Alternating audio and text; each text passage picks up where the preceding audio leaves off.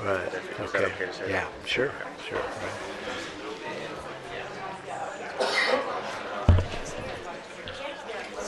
I'm going to start right away. Is that okay?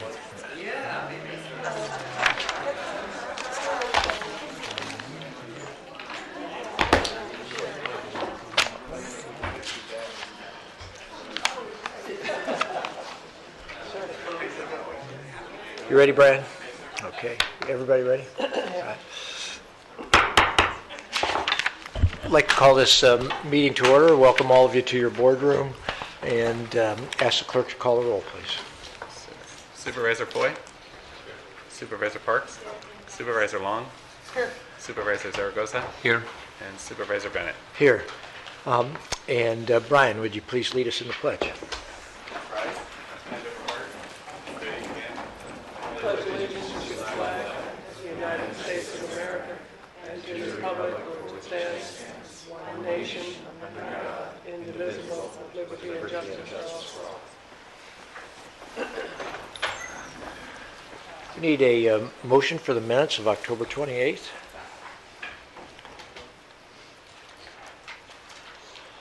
It's been moved and seconded. Those minutes, agenda review, Mr. Powers. Thank you, Chair Bennett. Item 28, CEO's Office, public hearing regarding the adoption of an amended MOU with the VCDSA.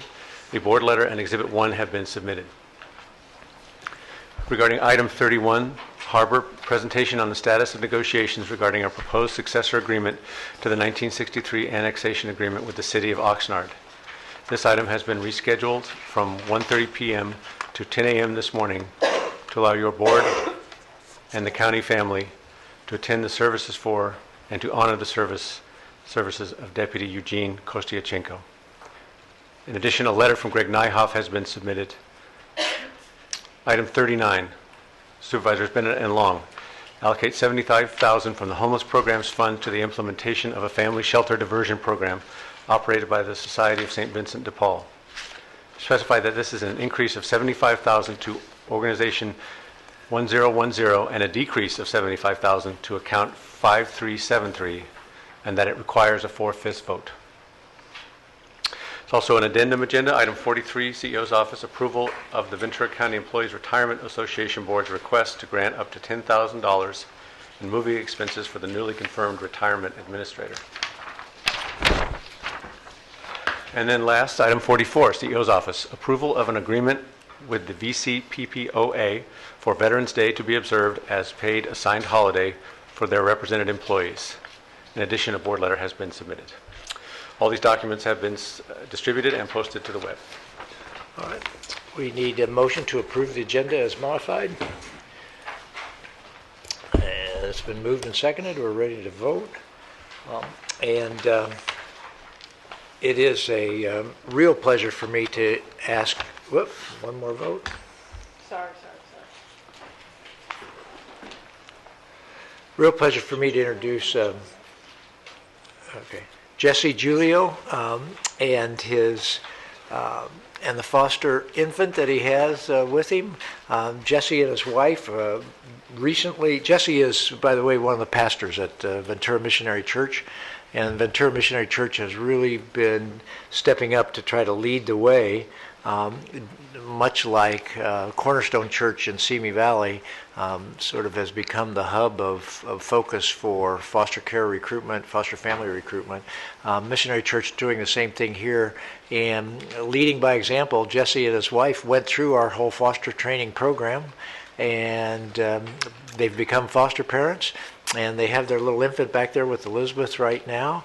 They're really committed to letting this, helping with the reunification of this child.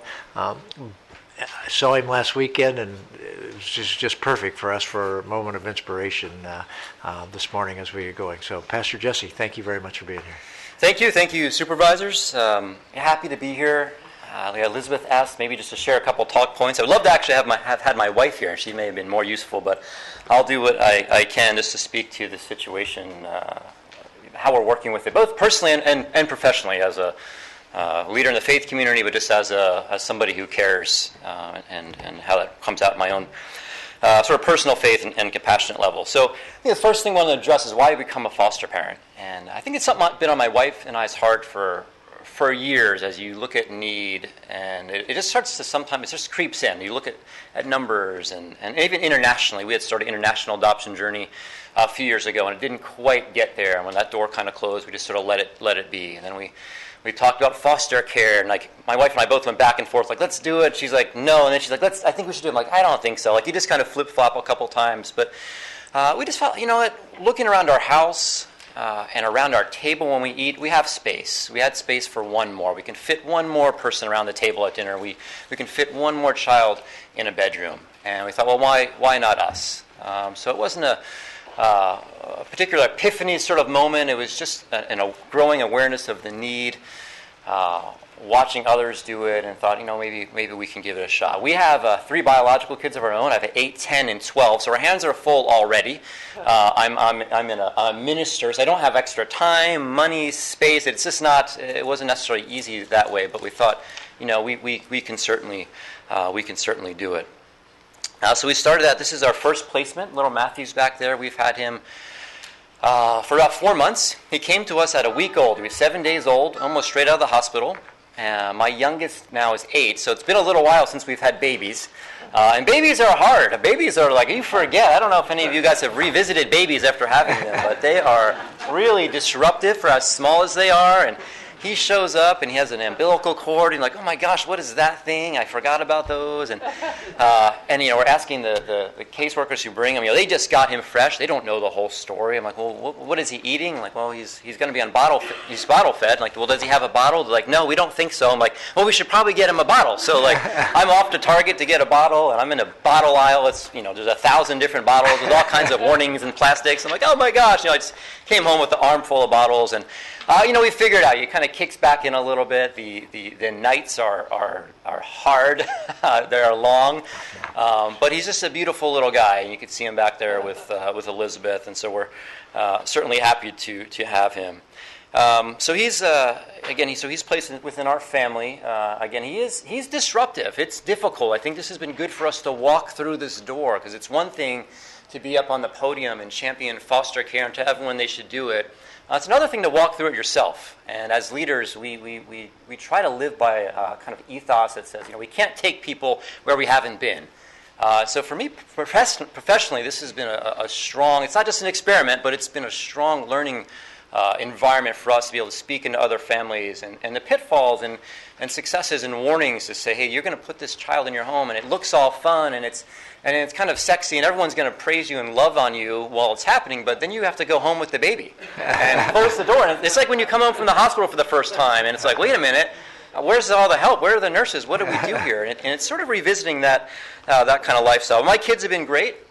They love him. They would keep him if they could. It's going to be really difficult to give him back. That's going to be a really hard day. But it's difficult. They are noticing, as any youngest sibling who comes into a family. If you've been oldest and had to welcome in the youngest, or you've been the youngest, they get all the attention. That's a hard dynamic, and that it's not for certain is hard, and we don't know where he's going to go and when he's going to go. That is certainly hard for children. So we've been walking through those doors and happy to do it. But the mom, she's trying really hard. She's in a good place. She has 2 other boys she's trying to get back at the same time, and this is her fifth child, and it's a tough situation. But she loves her son, and my wife has spent a little time with her in the doctor's office and trying to build a relationship there. And it starts off slow. You can imagine it's just an awkward situation for both parties involved, and we want her to be comfortable. We want her to know like we are on her side. But it's hard. It's a hard thing, but we ran into her out in the community just last weekend out to dinner, which was the kind of thing you hope never happens, but it did. And she came over and she's like, "Well, can I hold him?" Like, of course. And ended up being a very sweet moment, but it's challenging. And we want Matthew to go back to mom. That's his story was broken. He was born into this story with his mom and his dad, and there's been some brokenness there, some fractured, and we're still believing that there's something to that story that's worth fighting for. It's hard when you're on our side of things. You say, man, we can give him a better life. And is that really our place to say? So we wrestle. Foster care is hard in that way. I think when we internationally adopt, we look at situations, oh my gosh, it's absolutely better for that child, to come here. Now, I don't know if it is or isn't, but it seems a little more black and white when you're in a war-torn nation or poverty or starvation. And we get here, and you still feel a little bit of that kind of entitlement. I'm in, upper middle class family, and you're in this position. He's going to be better with us. That's not really fair, because the story that God gave him, at least we believe for today, is with his mom. And so we're fighting for that story. We're working with mom to even build a relationship post reunification. And it's been talked about, would we be interested in babysitting him and being part of his life? And I think absolutely. Now, we approach that cautiously. That's one thing to say in the moment, like, of course, I want to go to all his baseball games and I want to be there for him. But that's a little bit in the moment. You're a little bit prisoner to your emotions in the moment. But I think there's something to be said. Could we walk alongside her and help this work? I think when we initially got him placed, I thought, man, I wish I could take mom, baby, and the other boys and have them live with me. Like, that just feels like, we just want to wrap our arms around the family. If I had a guest house and means, live with us, get well, we'll speak into your life, become part of our community. And, we're just not set up that way. But there's something to be said relationally that we're kind of exploring. And I think when you love in that way, there's always a risk that you're going to get hurt. And this thing could not end well. We may never see him again. He may end up in a place that we're disappointed in. But we're certainly going to risk and hope for the best. So that's our personal story within Ventura Missionary Church as a pastor there. It's interesting. We've been in this conversation. I was looking back to about 2008. We started some of this 2007, 2008 with Supervisor Bennett. And it's been a slow road, I think, as you guys experience, and we do. There's staff turnover, there's changes in organization, there's mission shifts, and it makes it difficult sometimes to make real progress. But this has been one of those things that the seed was planted and it got just enough roots that it's still there. And we're committed today more than ever to be a partner and a liaison and a hub, whatever we can do to partner with the private organizations, the faith-based organizations, the government organizations. Use us, use our space, use our platform. I think we all agree we do not want any kid to not have a home. We can all agree on that, and so we're committed. And our church family has rallied. They're behind it. They get it. So I'm excited moving forward. I hope to see significant progress for us. When you look at numbers, I think it was striking in the past year or two, sitting down with Elizabeth. When you look at numbers and you realize the needle's going in the wrong direction, that's a problem for us. The needle's moving this way. We want it to be going, or this way down to zero, and it's going up. And so it's very black and white. It's one thing to say, we're doing a great job, but there's more kids without homes. Like, that's a problem. So we're committed to moving the needle. In a lot of our social areas, the goal should be zero. We should have 0 kids without homes, and we should have 0 people on the streets and such. So that's us. Thanks for having me. Any comments or questions? Oh, wow. Yeah, just a couple of comments. I mean, we've had a number of foster parents come.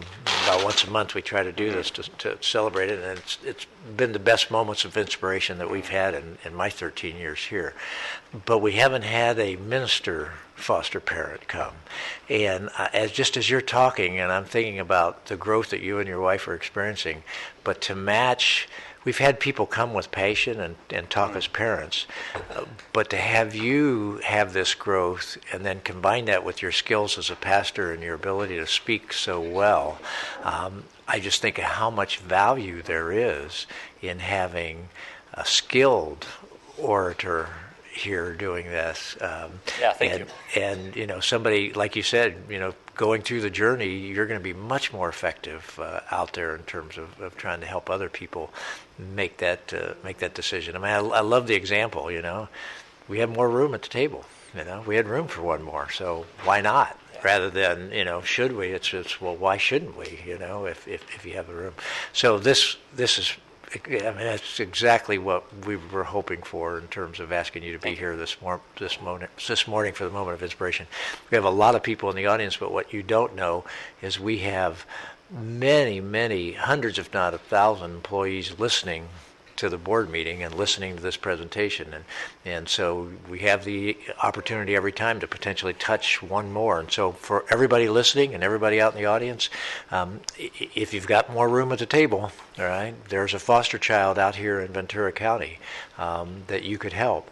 And the other thing I just want to comment on is you talk about how difficult it is, and that's good for everybody to know. It's, you know, it's not this sugarcoated, it sounds really good, you're going to be a hero in the community and all that other stuff. Yeah. But particularly the fact that it's a baby that's going to be reunified, you're anticipating it's going to be reunified, because that is really hard. Yeah. To fall in love with this 4-month-old baby and then turn around and go, oh, the baby's leaving, right? And that's, but to just to face that right off the bat from the beginning and talk about that is really good for everybody to hear. Is that, Yeah, we love him. It's not like babysitting. We thought maybe it would be. It's not. It feels like a family member. Right. Sure. But and he's a cute one. So So that's just wonderful for us, Thank and you. this is just great. And thank you and your church for the leadership. There's an event at Missionary Church tonight. I was at the event at Missionary Church 10 days ago. Your community is really, your church community is really becoming the leader here in the community in terms of that, and we really appreciate that. Thank you. Very much and stuff. thank you all. Let me just say, I agree with your comment. It's hard to take your congregation of people where you're not willing to go, and that's good. And what Supervisor Bennett said, you came out and talked about the hard stuff, but I didn't hear you say, I don't want to do it again. You're willing to say, it's all worth it. Thank you for what you're doing for that child and setting an example for everybody else, too. Thank you. Thanks. Jesse, God bless you, Jesse, man. thank you so much. You're the role model, you and your wife. Thank you for doing the good deeds. And just also, thank you for telling us your process of thinking of how we go about choosing and deciding on this big decision in your life. I think it will help others to be able to rationalize and understand, you know, what it takes. And it isn't, like you said, an epiphany. It's something you really have to think about. It's something you can do, and that is so important. What a great message. Thank you. Thank you. I'm just going to end it with this. When I met Jesse a long time ago, it was shortly after somebody had talked to me. And, you know, we've been struggling to try to find the right way to do it, and I think we all agree Elizabeth's just knocking it out of the park in terms of Yes. transforming how we're going about making these contacts and stuff. But I remember when I first got elected as a supervisor, and I met a foster parent at an event, and I said to the foster parent, hey, you know, I really want to try to increase our foster care recruitment. What should I tell people? Well, I compare his answer and what I used to say right off the bat to what you just said, and I think about the difference in terms of level of sophistication.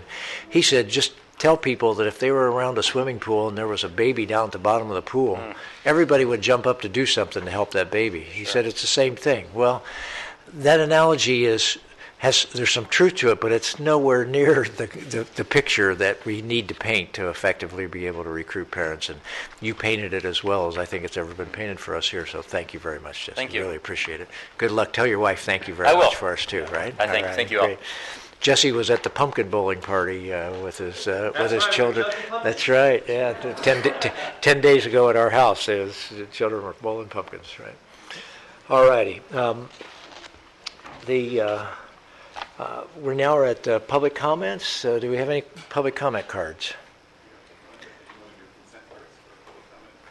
I'm sorry. Oh, consent agenda. Do we have any consent agenda cards?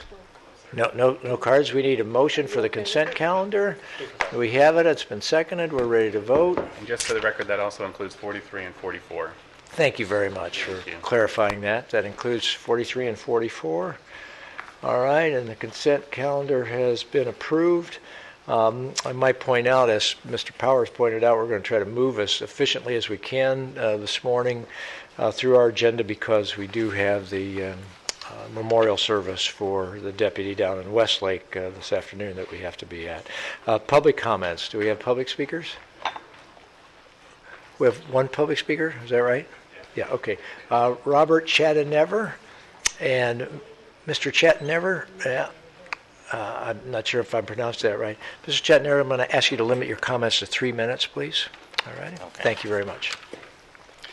Good morning, supervisors. My name is Robert Chattenever. I live at Seabridge in Oxnard. Prior to the construction of Westport and Seabridge projects, Harbor Patrol provided regular patrol services only to the waterways south of Channel Islands Boulevard.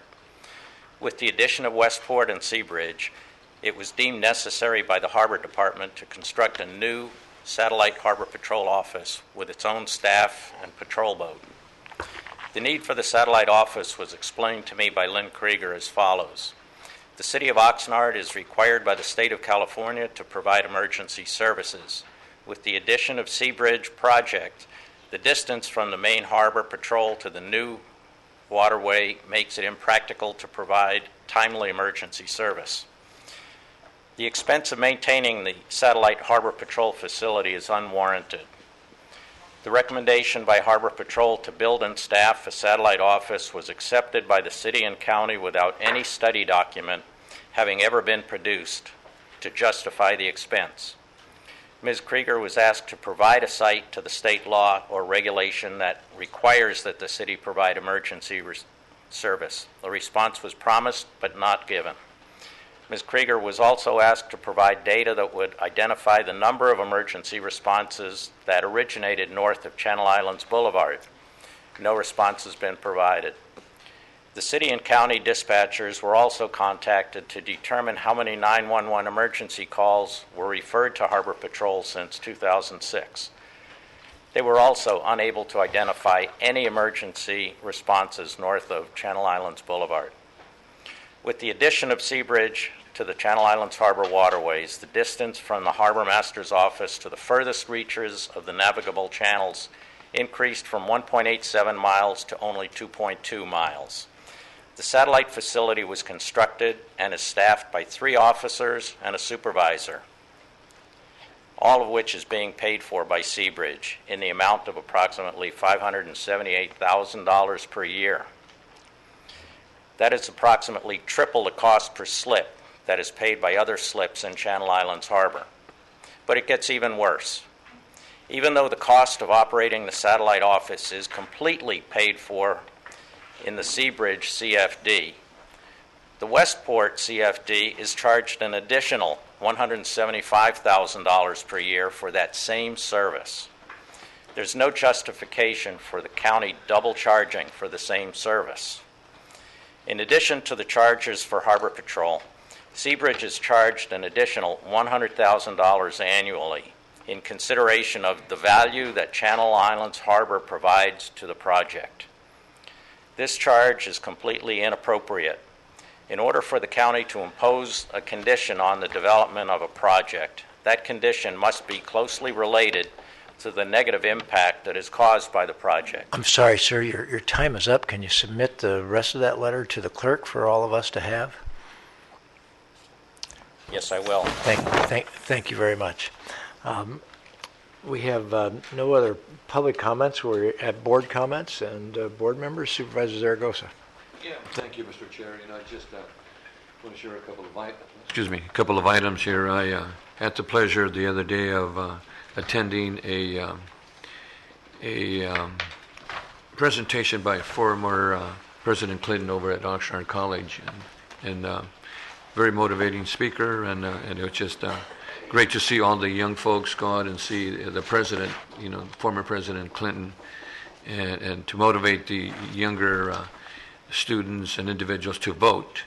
Additionally, I had the pleasure of attending the Oxnard Firefighter of the Year for the Oxnard Kiwanis in Oxnard, and we had just outstanding firefighters, and there were several individuals that were nominated, but of course only one had to win, and it was just great to be there to congratulate the Oxnard Firefighter of the Year.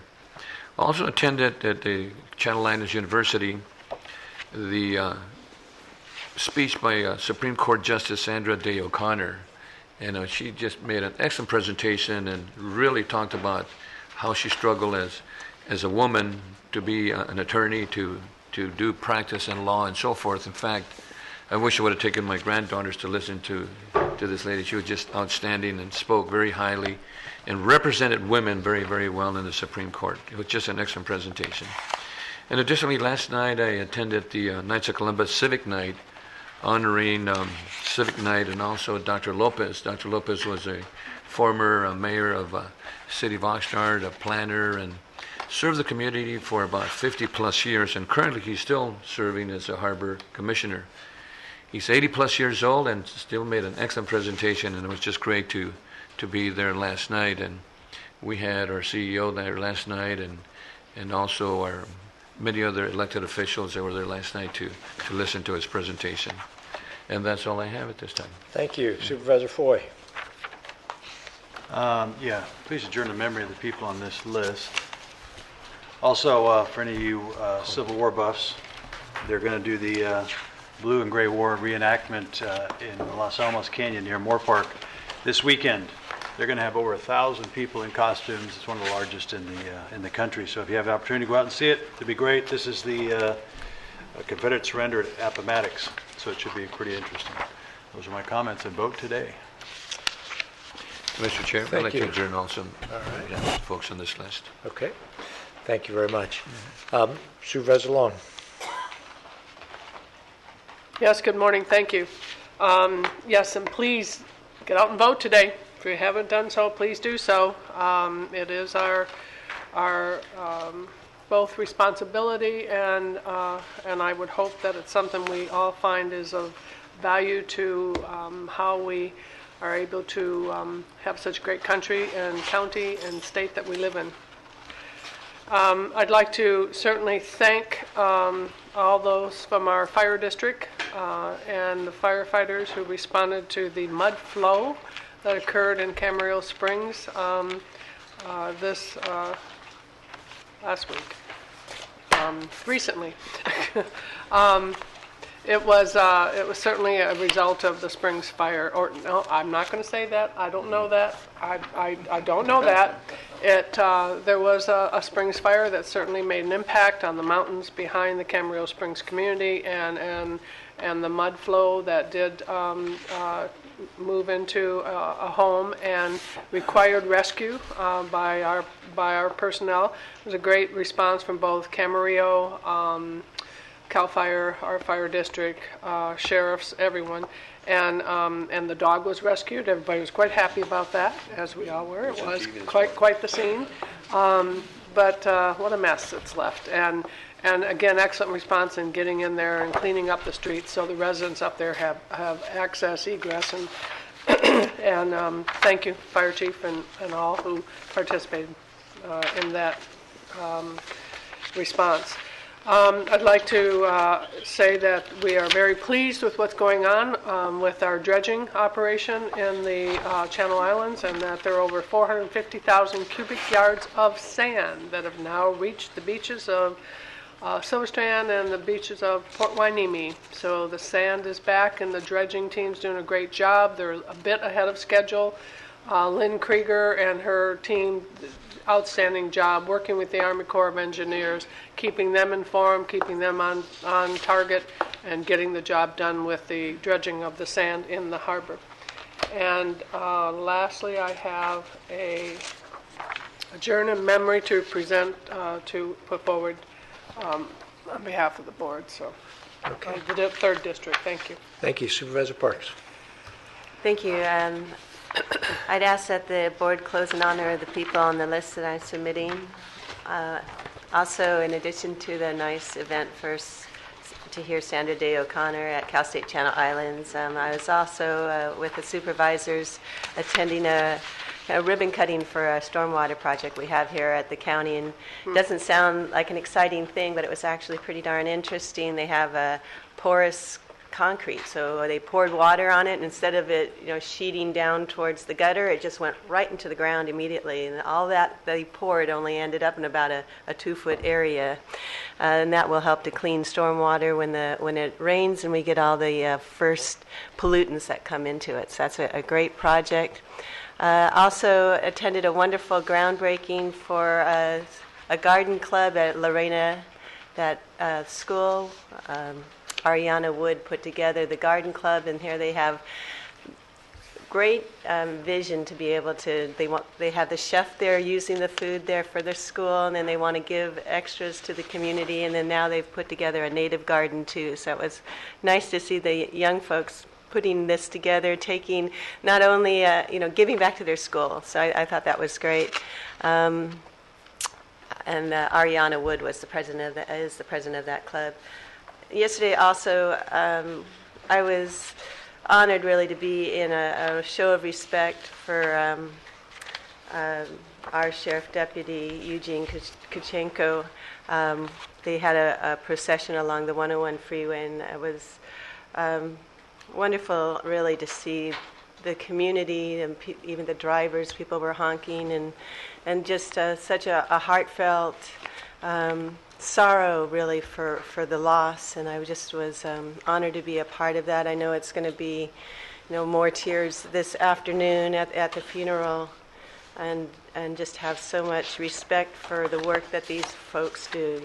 They put their selves in the line every day they go to work, and we just so much appreciate them for really keeping us safe. Thank you. I'd like to ask the board to adjourn in memory of the people on this list. And the only thing I'd like to call out attention to, we're still trying to figure out exactly which district she lives in, but Maria Esparza, deputy probation officer, and she jumped into a burning vehicle, saved a small child out of a car seat, and as soon as she pulled the small child out of the cab of the truck, another citizen volunteer jumped in and pulled the driver out of the truck, and within seconds after they pulled it out, the whole truck was engulfed in flames. So some real courage there, and I'm sure all the board would join me in congratulating her publicly here. Yeah, My guess is we will have her in this boardroom later, but we just Mr. Chair, I think that happened over on Ventura Road by the 101, if I'm not mistaken. Is that Great. And she works for probation, and she should be commended for saving the child and the dad. So when it's an appropriate time for her, we'll ask her to come into the boardroom and have an appropriate recognition. All right, we're ready to move on to our regular agenda. At this point in time, it's past our 9 o'clock time certain, and we have a number of items for 9 o'clock in terms of our time certain agenda. So let's move to our first 9 o'clock item, and that's a presentation to our in-home support services workers, and we see the T-shirts out in the audience. In attending, we have Jennifer Enoch. She's the Executive Director of the Public Authority. Would you come forward, please? Susan Escalante, caregiver. Patricia Fuentes, caregiver. Juana Mendez, caregiver. And Wendy Dushin. And I probably mispronounced all of those last names, right? But if you would all come forward, please, right? This is a very short resolution, so I'm going to read this quickly. This is a proclamation, resolution of the Board of Supervisors of Ventura County proclaiming November 2014 as In-Home Supportive Services Caregiver Recognition Month. And for all of us that at some point in time are going to be touched by caring for somebody in our home or a relative and we have to go to their homes, I think you realize how valuable in-home support service personnel are to maintaining the dignity of life for people in challenging situations in their life. But whereas numerous national organizations have joined together to declare November 2014 as National Home Care Month, the Ventura County Human Services Agency, the In-Home Supportive Services, the Public Authority, and the Ventura County Public Authority Advisory Committee are committed to recognizing and acknowledging the important contribution of Ventura County's in-home support service caregivers. More than 4,100 in-home supportive service caregivers provide in-home care services and support 4,650 low-income, disabled, elderly, and blind residents of Ventura County, allowing residents to remain safely in their own homes while providing a compassionate alternative to hospitalization. So the board takes great pleasure in recognizing them, and we'd like to hear from you. Jennifer, would you like to Thank you very grace much, us with your Chairman comments? Bennett and supervisors. It's wonderful to be here. We're honored to accept this resolution. And I'm inspired every day by the stories of care and compassion from our providers and from our clients. And a service that provides clients the opportunity to remain in their home is certainly a value to our community and a value to them and their families. I've been the manager there for a public authority since April, and I have to say it is a high point in my career with the county. I've been with the county 25 years, and this is definitely a high point in my career. I do want to mention that we have our annual caregiver conference on November 15th, and it's a day that we can appreciate our caregivers and with a little bit of information and fun. So with that, I'd like to turn it over to our caregivers to say a few words. Good morning, members of the Board of Supervisors. My name is Susan Escalante. I live in Port Hueneme, and I'm a home care worker. I am grateful, as are all home care workers in Ventura County, for the recognition given us today. As home care workers, our role is to assist those in need of our services to safely stay in their own homes with dignity and respect.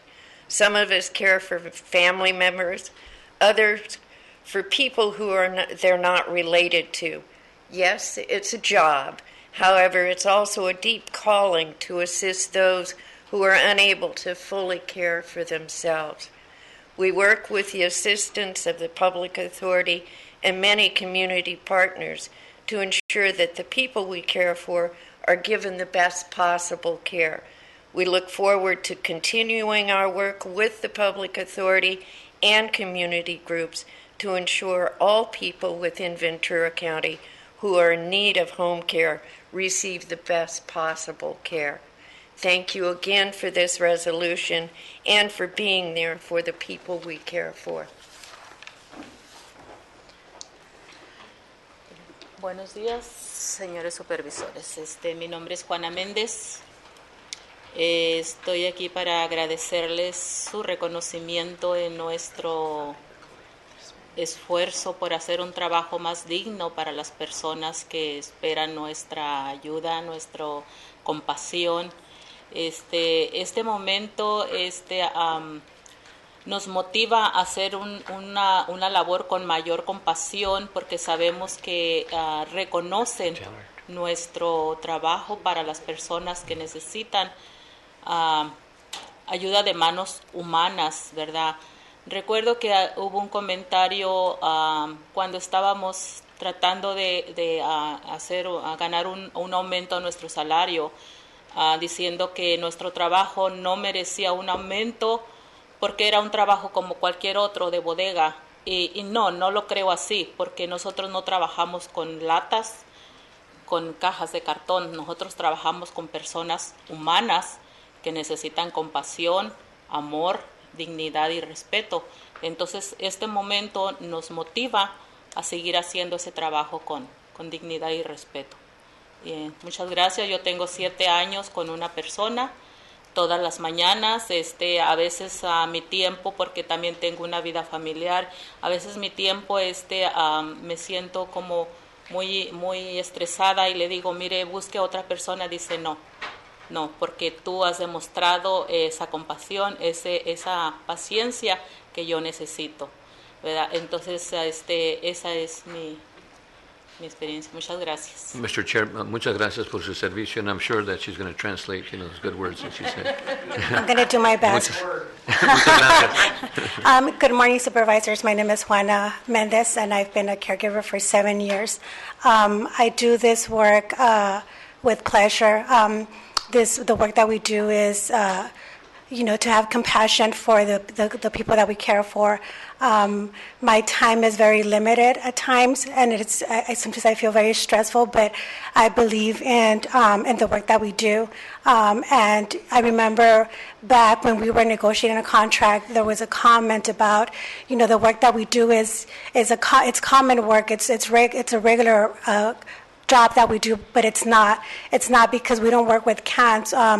We work with people that are in need of our care, and because they're in need of care, we do it with passion and compassion. So thank you very much for this recognition, and I'm happy to be here today. Good morning, Supervisors. My name is Chuck Brown, and I'm a caregiver for my family. And I want to thank you for recognizing us for what we do. There's a lot of behind-the-scenes work. I remember when Supervisor Bennett took care of his mother, and he really realizes what goes on behind the scenes of taking care of people. But the main thing is that they get to keep their dignity in their own privacy of their home as Americans, and that's what's most important. Again, thank you very much. Thank you so much for your good work. Thank you. Thank you very much.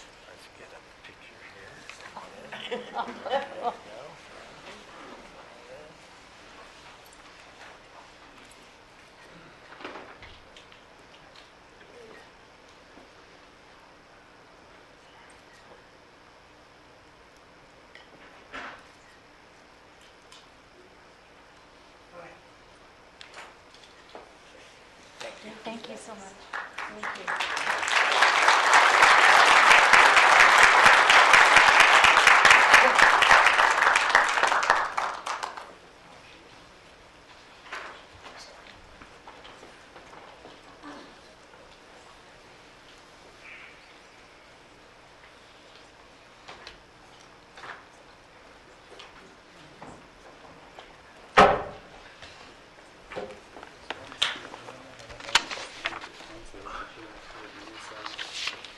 Maria Martinez. Marissa Martinez, were you the translator with the card? Did you want to speak? Yeah, I'm sorry. So we had a public speaker before we vote to receive and file. Morning, all Board of Supervisors. I'm sorry, I'm a little sick, but I'm here on behalf of Public Authority, and I am one of the persons that does the matching with from the recipient to the provider. So I can't express so much how. Yes, I understand 3 minutes. And I just wanted to let you know that our supervisor, Jennifer Enoch, on how much appreciation I have for her for letting us know how much this job is so meaningful for us, because we have to take both sides of the party and hear the stories and try to make that match and make that match. And I do that service, and sometimes it really breaks my heart, because some of them, from cancer to blind little kids and everything, and how much it impacts us as well as them. And I appreciate, we've worked together with Susan Escalante diligently with the time cards, and I just want to appreciate that all our providers are recognized at this point, because it takes a lot of hard work, very hard work, and for them to care and have the time to do this. How nice of you to take time to come and humanize this more for us today. So thank you very much for sharing that. Really appreciate it. Thank you for having me here. Thank you, Marissa. Do we need a motion to receive and file on this one, Brian? No, all right. So our next item is receive and file a presentation of quarterly service recognition for employees with 25 years or more of county service. There we are. Ms. Shirk.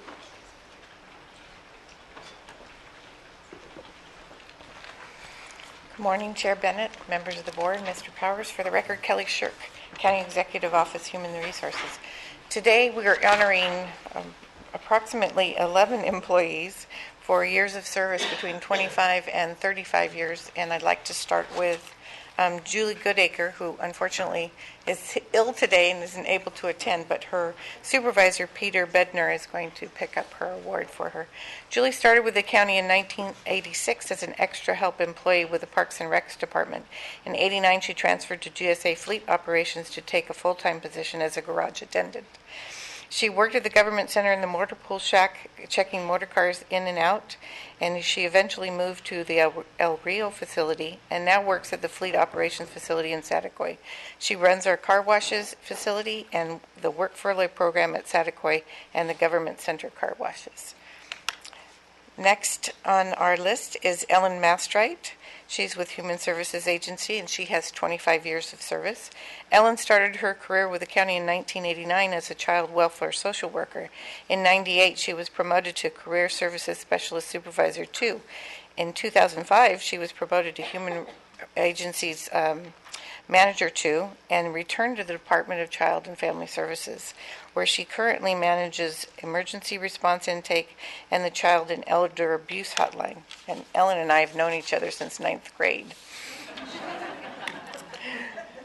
Next is Nancy Parker. Nancy started with the county in 1988 at the Department of Alcohol and Drug Program, which is currently Behavioral Health, as a management assistant. She then moved to Human Services Agency in 99 as Administrative Assistant 1, and she's worked at the Agricultural Commission's office as a management assistant in 2008, and has been working with the Department of Airports as a management assistant since 2012. She is planning to retire in January of this next year, and we thank her for her wonderful service to the county during her tenure. She will miss all the wonderful friends and acquaintances she has made during the years with the county. Next is Marie Pelcola. She's a clinical nurse manager with Healthcare Agency, and she also has 25 years of service. During her career, Maria has held key nursing positions in the NICU, the ICU, and ER, along with her current assignment as the clinical nurse manager of the trauma unit. As the clinical nurse manager in trauma, her tireless work ethic ensures that VCMC provides an excellent level of care to our patients who are generally experiencing difficult medical challenges. Next is Teresa Ramirez. She's an office assistant 4 with Healthcare Agency with 25 years of service. Teresa has been an office assistant with the Oxnard Mental Health Clinic for over 25 years. She started her career with Ventura County Behavioral Health in 1989. Teresa provides high-quality customer service and does an exceptional job of leading the clinic's front office team and helping to maintain the clinic in an organized manner and running efficiently. She is admired and respected by her team, her supervisors, and clinic staff. Aside from her extraordinary work ethic, she's a loving wife, a proud mother of 2 daughters, and is extremely devoted and involved in her community through various fundraising and community projects. Thank you. Next is Dina Rodriguez. She's a clerical supervisor 2 with Human Services Agency and also has 25 years of service. Dina started with her county career in Children and Family Services and has been there ever since. She's proud of all the work and time staff puts in and feels fortunate to work with people who always have each other to fall back on when support is needed. She has truly enjoyed working with everyone as she has met throughout the years. And next is Timothy Yes. He's a supervising child support specialist with the Department of Child Support Services and has 25 years of service. Over the last 25 years, Tim has been with DCSS and has been dedicated to serving families and children. He's an accomplished supervising child support services specialist, and his personal goal is to deliver superior customer service to each person he encounters. Next is Maricela Delgadillo. She is with DCSS as well, with 30 years of service to the county. And the majority of her 30 years with the county, she has been with DCSS in the Fiscal Administrative Unit. She possesses a tremendous amount of knowledge in budget preparation, payroll, purchasing, HR, and facility management. Her loyalty, dedication, and high-caliber work are admired and appreciated by her managers and co-worker. In her free time, she loves making floral arrangements in arts and crafts. And next is Patricia Oliveras. She's a Chief Deputy Probation Officer, and she has 30 years of service as well. Patricia was hired by Probation Agency as a Correction Service Officer and has risen through the ranks to her current position as a Chief Deputy Probation Officer. Patricia presently manages all of Probation Agency's field and court services units and corresponding programs. She has played a vital role in designing and implementing evidence-based programs for juvenile and adult offenders, as well as being one of Ventura County's subject experts in adult public safety realignment. Congratulations, Patricia, on your 30 years of dedicated service to the Probation Agency and the citizens of Ventura County. And finally on our list is Diana Decker. She's an administrative 2 with the Sheriff's Department. And Diana was born in Ventura, and she's a second-generation to be born in Ventura, and she has lovely pictures of her family on her desk. And she has been a proud member of the Sheriff's Office, serving the citizens of Ventura County for all 35 years of her career with the county. Diana works in the Sheriff's Human Resources Division and is responsible for coordinating all of the hiring paperwork for DSTs and others. When she leaves the county, we're going to have 3 people to replace her. She does such a fantastic job. Thank you, Diana. Congratulations to all of you, and thank you very much.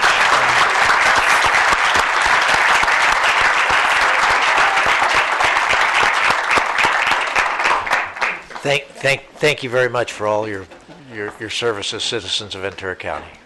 Mr. Chair, I want to also thank all the recipients. I think we have probably about 200 plus years of service here, so I want to thank all of you for the excellent work that you've done. Thank you so much.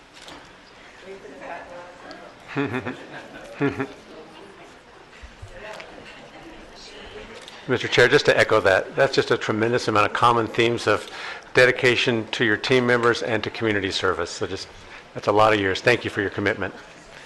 Thank you all. Thank you all. It was great. Patricia? She was 10, right? Did you tell her that?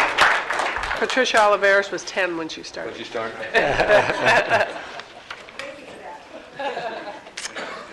All right, we need a motion to receive and file.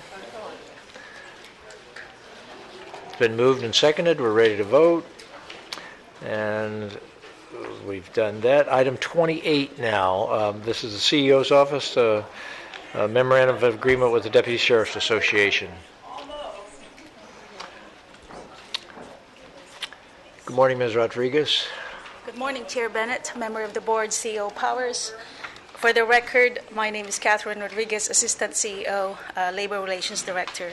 The item before you is a recommendation for your board to hold a public hearing on the adoption of the amended MOA between the County of Ventura and the Ventura County Deputy Sheriff's Association, and for your board to waive the second public hearing and adopt the terms of the amended MOA upon the conclusion of the hearing. The county and VCDSA have an existing 3-year agreement covering the period from March 18, 2014 through February 28, 2017. One of the county's labor initiatives in this MOA is the pension reform, which changes the employee's retirement contribution by establishing a cost-sharing arrangement of retirement costs between the county and the employees. In exchange, the county provided a one-time salary adjustment of 14.15% to offset the increased retirement contribution paid by the employee. The retirement salary offset of 14.15% was derived from multiple assumptions, including overtime utilization trends, supplemental benefits, payments, and retirement earnings. After the implementation of the 14.15% in July 6, 2014, offset was discovered that it reduced the take-home pay for many of the employees due to the complexity behind the calculation of the offset. The county and VCDSA met to discuss a balanced solution to settle the retirement salary offset differential and made a good faith effort to agree upon the terms of the amended MOA. Because of the collaborative relationship between the county and VCDSA, the parties reached a reasonable amended MOA. The summary of the amended MOA, and if I can ask Brian to put up the slide, please. Thank you. The core change in this, the summary of the amended MOA is actually highlighted in the board letter, and core to the amendment is the achievement of the 2% adjustment in the second year by 4 months. So not having the dates in there, the 2% that was previously scheduled to be in effect on 2/28/2015 is being advanced by 4 months, which will be in effect on November 9, 2014. So you can see there's a little arrow that comes from the beginning to the second bar is a 2%. In order to make up for that 2%, a one-time salary adjustment of 2.5%, which will take effect from November 9, 2014, that would end on March 14, 2015. So that would be adjusted on that period between that second bar going to the third bar. Along with that is the 0.5% also, which is an adjustment to the calculation of the retirement offset, which would have started since the date of implementation and going forward. To help defray the cost or offset the cost for this advancement and then the 2.5%, the SA agreed to delay the 3% increase by 6 months, which is scheduled in the third year. When the parties re-engaged to discuss the settlement of retirement salary offset, the discussion turned to the possibility of a 4-year agreement. The term is balanced, it's beneficial, it's affordable based on the 5-year financial projection. It establishes certainty and provides stability. And with that, we are pleased to recommend extension of 1 year. While for the fourth year, the county offered a 2.5% in salaries and 0.5% in flex credit, VCDSA elected to take the 0.5% in salaries. I'll be happy to answer any of your questions. I do have some questions. I have a communication here from the Taxpayers Association referencing it says there are phantom savings projected for next year. I assume that the delay of the 3% from where it is on that bar chart over there, in your professional opinion, are those phantom savings or real savings? They are real savings in that the 3% is being deferred. So therefore, instead of having those being paid at a certain date, it was being deferred out by 6 months. Therefore, that 6 months waiting period will be a savings in effect. Okay. And then there's a reference to turns out the 14.15% pay increase the sheriff deputies received effective July 6th was not enough. And the taxpayers saying, can you tell us what that 14.15% pay increase included in the contract? The 14.15% is based on several assumptions, and it's very complex. It included assumptions such as the overtime utilization trend, compared to what was based during the calculation period versus the actual. It was revealed that the overtime assumption was inappropriate. It requires more adjustment. Does it include the offset for the increased retirement pickup? That's correct. So is it an actual increase in take-home dollars of 14.15% for the deputy sheriffs? The 1415 is designed to offset the increase in retirement contribution. So it's not an increase in take-home pay for the deputy sheriffs? Because of the overtime impact, when the employees work overtime using the FLSA rate, that 1415 as a part of the base, it could inflate the overtime as well. I agree. Yeah. I'm not saying is there some increase. I'm saying is it a 14.15% increase in take-home pay? Yeah. Well, no, because the deputies are now paying their portion of the retirement cost, Exactly. the employee portion Right. of the retirement cost. So certainly to characterize it, we've had this happen quite often here in the boardroom on this issue. I mean, characterize these increases. You can be, quote, technically correct and say there is a 14.15% increase, but then if you fail to point out that they're then going to be picking up their retirement, you leave people with the impression that we're giving a 14.15% increase and that they're receiving a 14.15% increase in their take-home pay. It's just and from another the county's example. perspective, it's cost neutral because we would be paying their retirement if they weren't, so they're picking it up. It's better than cost neutral in that in the future, every increase in the retirement cost is going to be shared now 50-50 by the deputy sheriffs. And there'll be savings in the future. Right. So it's actually better, but it's an example. I just wanted to clarify that misrepresentation. We have two speakers here, and David Grau from the Taxpayers Association.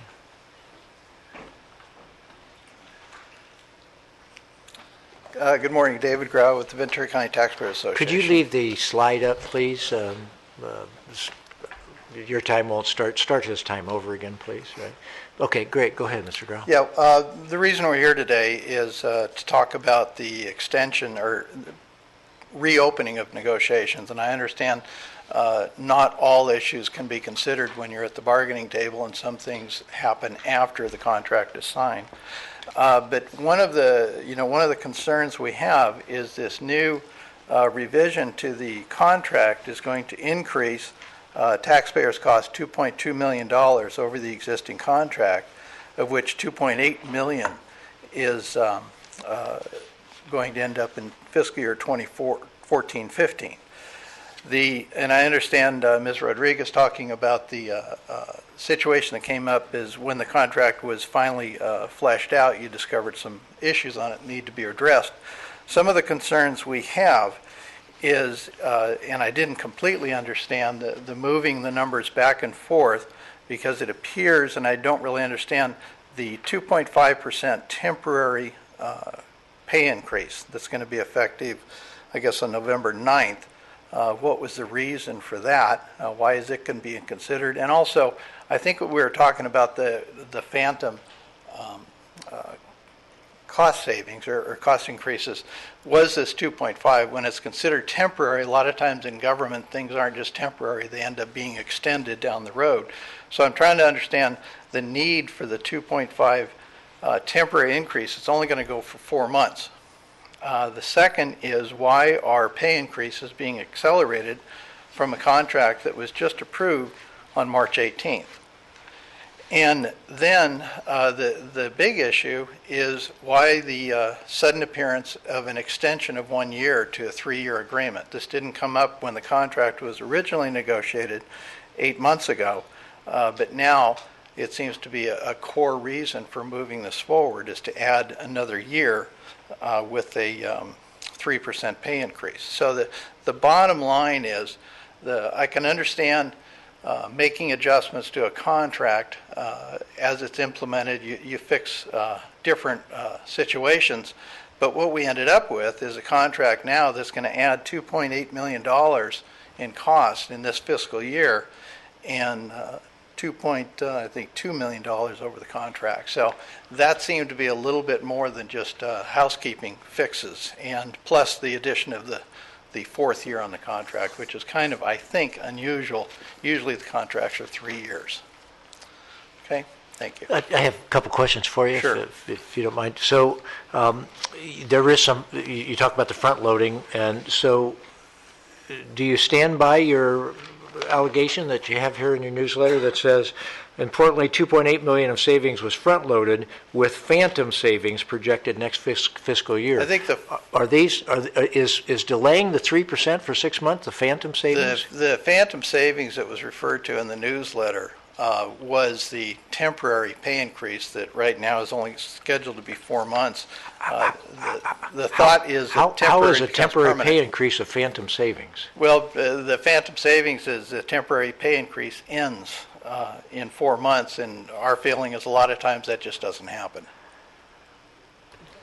That 4 months from now, it would have to come back to the Board You of would have to- Supervisors with exactly. the contract Mr. change, so Mr. it's making exactly. an assumption that that's going to happen, Right. which I Mr. have not Powers? seen happen before. Yeah, thank you, Chair Bennett. Mr. Grau, just to clarify, it is spelled out very clearly in the contract. okay, so it won't, and I just say that because this contract was reopened in less than 8 months. So we won't have that again. So you don't stand by these as phantom savings?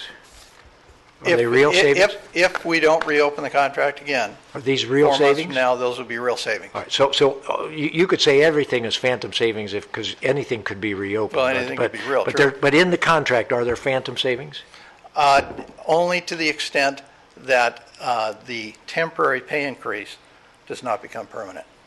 Then But it's spelled out clearly that it Right, won't be. right.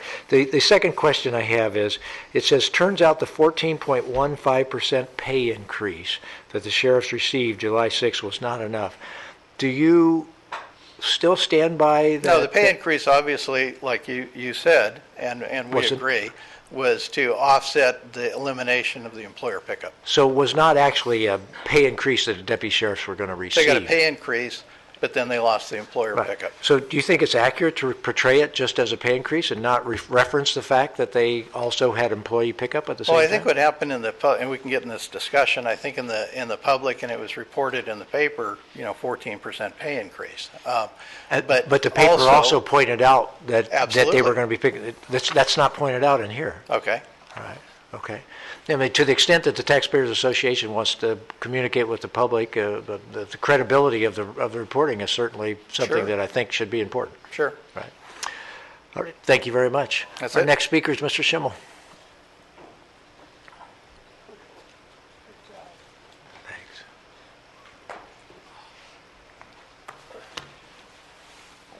Good morning, Richard Schimmel, Ventura County Deputy Sheriff's Association. Mr. Chair, members of the board, Mr. Powers. As several of you have mentioned, 1 week ago today, Ventura County Sheriff's Deputy Eugene Kostachenko was tragically killed by a drunk driver while on duty. This afternoon, in the presence of his family, friends, and fellow deputies, he will be laid to rest. We are very pleased to hear that you will be able to attend the services today, and if it is appropriate, we would like to ask you now to take a brief moment of silence in honor of Deputy Kostachenko's service and sacrifice.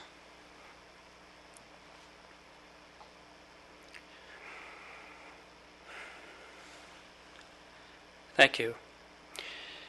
We are here primarily to acknowledge and thank you for recognizing the significant impact to our members of the unintended consequences of a portion of our recent MOA agreement, and for empowering your CEO's office to work with us to address that impact.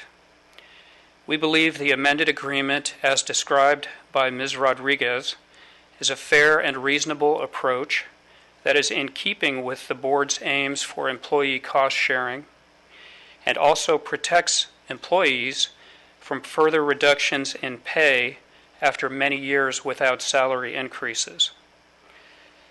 We also believe that extending the agreement by an additional year serves the best interests of the county, its citizens, and our members by giving certainty to future forecasts and reassuring all parties that stable labor relations and top-notch public safety services will continue to go hand in hand in Ventura County. Thank you very much. Thank you, Mr. Schimmel. Just like to point out that we have no standard that a 3-year contract is what we want. Fact is, I remember specifically hoping that we could have a 4-year contract, and it was the deputy sheriffs that weren't in favor of the 4-year contract when we first started negotiations a long time ago. And then we end up coming to 4 years. So this impression that there's something wrong with going to 4 years, I think there's in many ways there's some tremendous advantages for the taxpayers to be able to have that locked in and certainty in terms of our budgets as we move forward. Supervisor Long. Well, thank you, and thank you for your comments this morning. And it was, and thank you to our labor team, and Catherine has done an outstanding job, and all of the team, and the open and very honest communications at the table to say we realized that there was a fix that was needed, and how to get to that was fair for all parties. The board entered into this saying we wanted to have certainly a neutral, not a harmful impact, and I think that it was great communications and really rolled up the sleeves and did some tough work on it, and the team did some analysis. We have probably more factual information on both cost and forecast and impacts, and it's absolutely the best. And today, with your comments, public safety is our priority. Always has been, always will be. How do you put a price on a life? Thank you. Thank you, Supervisor. Yeah, Mr. Schimmel, thank you so much, and thank all the public safety officials, and it's really a great loss, that we had over the last couple of days. But I do believe, that the MOU that we have, the MOA that we have with the sheriffs, it's a good one, and I respect you for the good work that you're doing. Thank you. I just want to say we made an agreement with the unions. We had no intention of decreasing someone's salary because of a mistake. So I'm glad that we were able to work that out. And I'm also looking at years of no increases at all, some actually reductions in salaries as a result of contract negotiations. And here I'm looking at 2% and 3% over the next few years. That is not in any way outrageous, and I think it is definitely deserved. Just like Supervisor Foy? Yeah, I think that we, first of all, should be pretty clear that when we talk about what we're doing for the sheriff's, the deputies, that, you know, we have probably the best in the state, or probably you could say in the country. We've got a wonderful group of young men and women, and some older ones my age too, out there under great leadership that has proven to us that they do a tremendous job, just a tremendous job. And anytime when people get in there and start talking about wages and increases and deputies getting this and that, you got to understand that, first of all, deputies have no impact on what they get. It all comes from this board right here. So no matter what somebody says, these guys are getting this or that, it's not an impact on them. They don't have any say in that, and that alone. And so I think that's important for all of us to understand. Let me say that we did approve a contract back in July, and I think I was pretty clear about this contract in regards to there was going to be a little bit of inequities as we tried. We did not want to hurt any of the people here, but because there's a lot of overtime that sheriffs get, that they were going to be in a situation where some were going to make a whole lot more money than they did before doing exactly the same thing. And so we tried to find that balance, and I was willing to go along with that and do that. And then and so that was important, because again, we wanted to make sure when we got into this 50-50, the long term was that everybody would be equal. The people receiving the benefit would have to pay the increases as they went, and the county, and they would share that together, and that was part of our thing.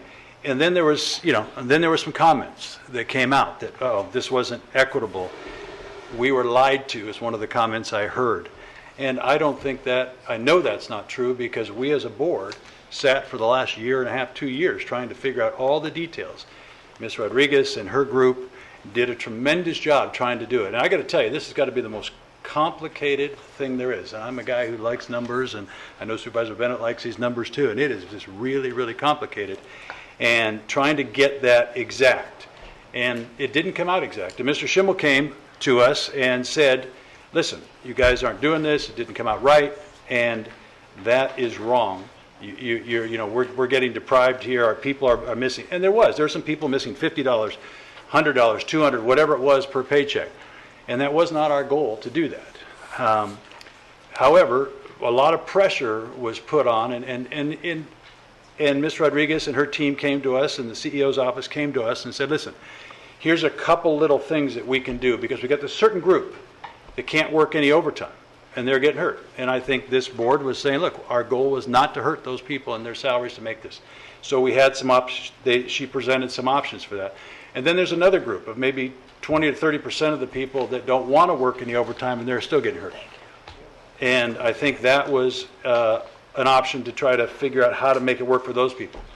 Then this is where I struggle with the whole issue after that, is the Sheriff's Association did not want to go along with that. They wanted across the board some other adjustments here. And this is the struggle that I have with this, because we at this board said, look, we'll try to make this even. People won't get hurt. And this is where Mr. Schimmel came in and pushed hard along with, and I got to give him credit. He worked hard, he pushed it, and he was tough and everything else. And I think every union should have a guy like him pushing hard to get this kind of stuff. But it was, and I'll be honest with you, I'm disappointed in this board, the CEO's office. I call it caving to this issue, because we had a clear, decisive, nobody's going to get hurt, not adding increases. And now all of a sudden we take it and we try to go, and we go to a 4-year. And the issue I have with this, I could probably live with the other parts, but I can't live with a 4-year. I can't live with tying our hands for 4 years. This economy has been going up for 5 straight years, and now we're going to do it. You know who it puts at risk? It puts the deputies at risk, because they're going to be the ones we don't have budget to increase if we have to keep paying. It puts their office at risk. It puts Sheriff Dean at risk, trying to cover overtime, trying to reduce, trying to balance his budget. It puts that. And if, you know what, if 3 years from now we have the money, we'd gladly give it. Again, as I said, this is one of the best sheriff agencies in the country. We would gladly give to these people, and we want to have high-paid people working for us. We want to have the best quality we can get working for us. So this is where I struggle with where we're gone in here. And, you know, I mean, this has got to a point where it's just getting out of whack. We're going to have deputies now on overtime. Because of this flip in overtime, it gets pretty high. We're going to have deputies making $1,000, $1,100 a day in overtime. We're going to have sergeants making $1,300, $1,400 a day in overtime. And you know what? Again, as I said, they didn't have anything to do with it. More power to them. But it's us. We have to be able to control that budget because the public deserves to have a sheriff's department that is fully funded and at the end of the day has enough people. Not that there's a whole bunch making a ton of money, but not enough. So that becomes a little bit problematic to me. That fourth year is what I really struggle with, adding another 3% into this situation, because what if we're in trouble? What if the economy's done? What happens? We just are tied. And it's unfair to do that to the sheriff, to try to balance that budget. It's unfair to the taxpayers to do that. 3 years would have been fine for me. And then at the end of the day, I mean, we come back and we say we're going to give the 3, we're going to give 2.5% and 5% or 0.5% in their flex. They were smart. I think Mr. Schimmel's right. Take it in salary, because you can always compound your salary. Don't take it in flex. You get your flex credit on a pre-tax basis, is good for you.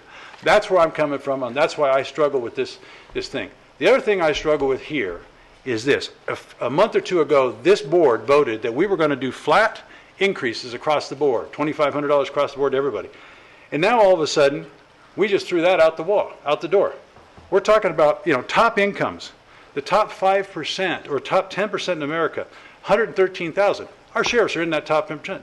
Top 5%, 159,000. Our sheriffs, we pay highly compensated sheriffs because we want the best there is. But I'm just saying, what happened to that? Are we just throwing all that out that we just did? I just don't understand where this board's going on some of this stuff. And so anyway, if there's a way to break this up and add the 3 years, I'd vote for this contract again. If we go with the 4 years, one thing, I can't support the contract in that sense, because I think it ties this board. I think it ties, we got 3 supervisors up for election in 2 years. This thing's going to be going on. It ties the future boards. If they're not here, there's a lot of things that go on. But again, to the sheriffs, they're wonderful people. We got a great agency, and I appreciate all that they do for us, as we saw last week, giving their lives for us. However, this situation, I think, puts the county in a situation going 4 years. I wouldn't go for any 4-year contracts. Thank you. Supervisor Foy, always appreciate your getting an opportunity to hear your position, and what I really appreciate is everything you said was accurate. And you just philosophically disagree, but you didn't misrepresent what we were doing. Everything you said was accurate about what we're doing, and I appreciate that. You know, and I appreciate that.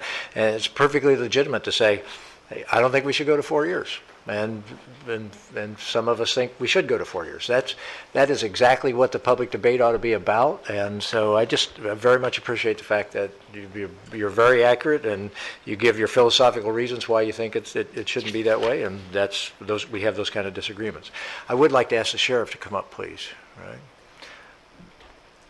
And I'm sorry to do this to you on today without any advance notice, but the question of the 4-year contract, that's a 3% increase that's built in now 4 years from now in your contract. And the concern being expressed is that maybe the budget won't be there. From your perspective, do you feel comfortable with the 3 years from a budget standpoint? Absolutely. With the 3% 4 years down the road. Yeah, well, you know, the department has a history of making it work. We have probably one of the greatest relationships ever with the CEO's office, working together as a team, and the department will just make it work. And to have additional year of no labor issues is huge, because it is disruptive, not only in any agency, when the unknown.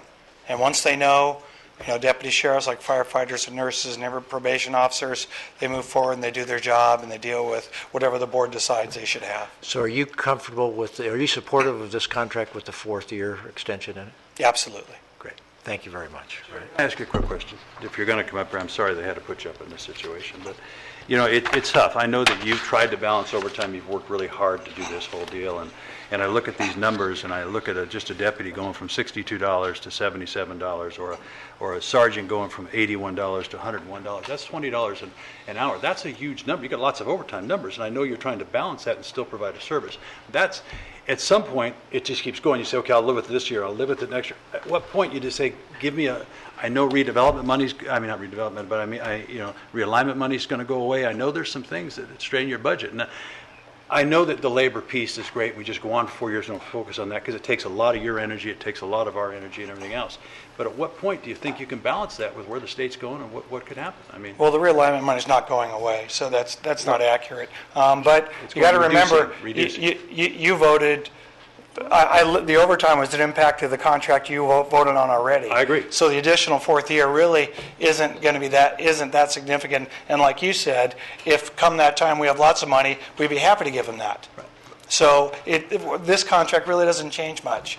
We knew what the overtime impact was going to be when your board approved the previous contract. So this really doesn't change that much. Okay. Well, I appreciate your comments. Thank you.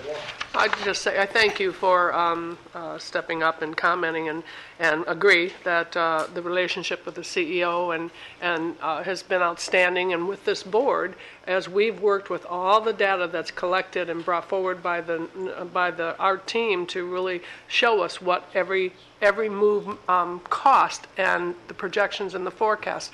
And in that same discussion, you have always been available to the team to say, how will this work for your budget? So we don't do this in a vacuum, correct? Absolutely. Thank you. I also just want to appreciate the teamwork, as Supervisor Long was saying. I think that is instrumental. And that kind of good relationships with the unions where they're willing to reopen their contract, which they did a couple of years ago, to take a cut, and being able to have that, and particularly in this contract where we found that we unintentionally deprived people of their salary when that was never the intent. I just think it's really important to keep that trust, so thank you. Yeah, and so I know we don't always agree with the CEO's office. I've had dynamic discussions with Mr. Powers and Catherine, and so and I think what's healthy about that, just like the disagreement up on the dais today, is I think we get to the best decision possible by having that healthy disagreement. Mr. Sheriff, Sheriff, I want to thank you too, because we forget, that we had 5 to 6 years without raises. I remember when the sheriffs gave up 3% willingly of their funds, to help us out. So I just want to thank the Deputies Association and you for working with us. And I think we have an excellent MOU that we can work with. In the fourth year, as the supervisor mentioned, we're talking 2-3% when other agencies are talking 4 and 5 and 6%. So I just want to commend the Sheriff's Association and you for working with us.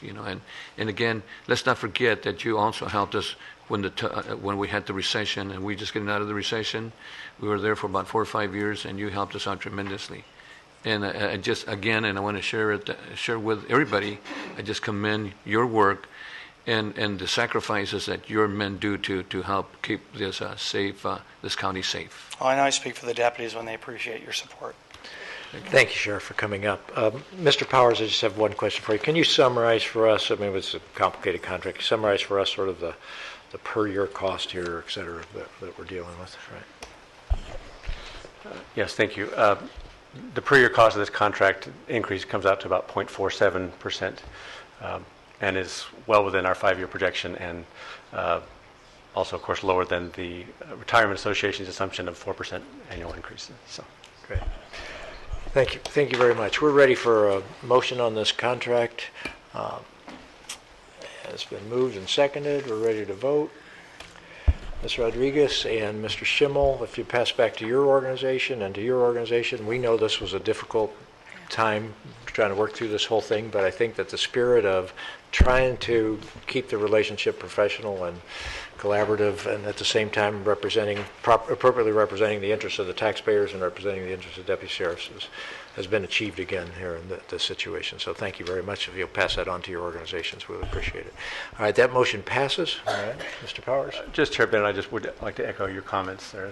What I would want to say is we really appreciate the relationship with Rick and Scott and DSA. This was a very challenging, complicated discussion. We had shared goals, and we got there. And I like that dynamic discussions. That's the way we'll use it in the future. So do pass on that. And Catherine and your team, everybody, thank you for your work, too. We're ready now for our 9:30 that we're behind on. And that's a resolution proclaiming November as Adoption and Permanency Month. We have representatives of the courts here with us, and Assistant Presiding Judge Michael D. Planet. Somebody's got that wrong, right? Congratulations on the enrobing, Mr. Planet. Right? Congratulations. Judy Weber, Martha Carrillo, Amelia Peda, and Let me introduce Judge Dave Worley, who's our supervising judge of the juvenile court. Who's Thank you very much, and Judge, my apologies. Today. Staff did not have this right. They had Judge Coleman down and marked him off and didn't put you on. We've been scrambling today. I didn't know until about a half hour ago that Judge Worley would be able to make it here today ourselves. So nor did I. Okay, Judge Worley. All right, very good. I know we're running behind, so I'll keep it brief, but we very much appreciate the support of the board, pausing to take time to acknowledge this event. And, I just want to add my personal thanks to all the entities involved, their hard work, their dedication, their diligence. It's election day, and we've engaged for the last month or so in the American pastime of criticizing our government and the direction of our country. But from personal experience, I can tell you that when I see the efforts that are put forth by HSA, the parents, the adoptive parents that come forth from the community to fill this need, it's inspiring, and we need inspiration because we see a lot of tough stories out there, and it really gives you hope as to the way the country's going, and it keeps rallying one way or the other, time and again to fill a need for those who are voiceless, powerless, who have no vote, and yet we respond, and this community responds in a cooperative manner over and over and over, and it's really, really pleasing to see. I just have one note to add. It does take a village. We've heard the saying, and our village is here with Judy and her gang here, and you can tell the great work they do. I do want to invite everybody to our Public Adoption Day ceremony, which is going to be on November 21st at 1:30 p.m. in Judge Bruce Young's courtroom out at the Juvenile Justice Center, courtroom J6. So please come by. It's one of the happiest days in our court year. So and it's open to the public, and you all are invited. So thank you. And Congratulations. Thank you. I just have a few words, members of the board, Chair Bennett, Mr. Powers. I'm Judy Weber with the Human Services Agency. Again, I want to thank your board for the continued support of our adoption program and recognizing November as Adoption and Permanency Month. As you know, the Human Services Agency, Department of Children and Family Services, runs a full-service adoption program along with our other child welfare programs. Last year, fiscal year 2013-14, we had 121 kids who were adopted, and we currently have 312 kids participating in our adoptions program right now that are en route to being adopted and or achieving permanency. So we thank you for that support. Just really quickly, if I could introduce to you today the adoption staff who are present. Amelia Pinedo and Martha Carrillo are the supervisors for the program. We also have Ron Caillou, Jamie Stevens, Taryn Macy, Susan Feldman, Sarah Ochoa, and Patricia Gonzalez, who are here. If you could please stand and be recognized. Thank you.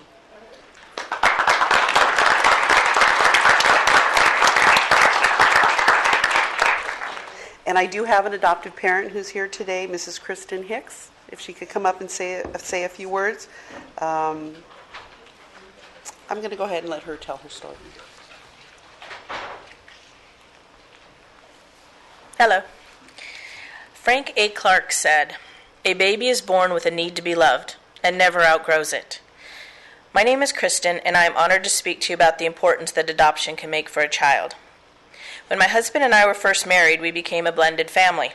He had 3 children and I had 2, so we were a family of 7, which I affectionately called 7 Heaven.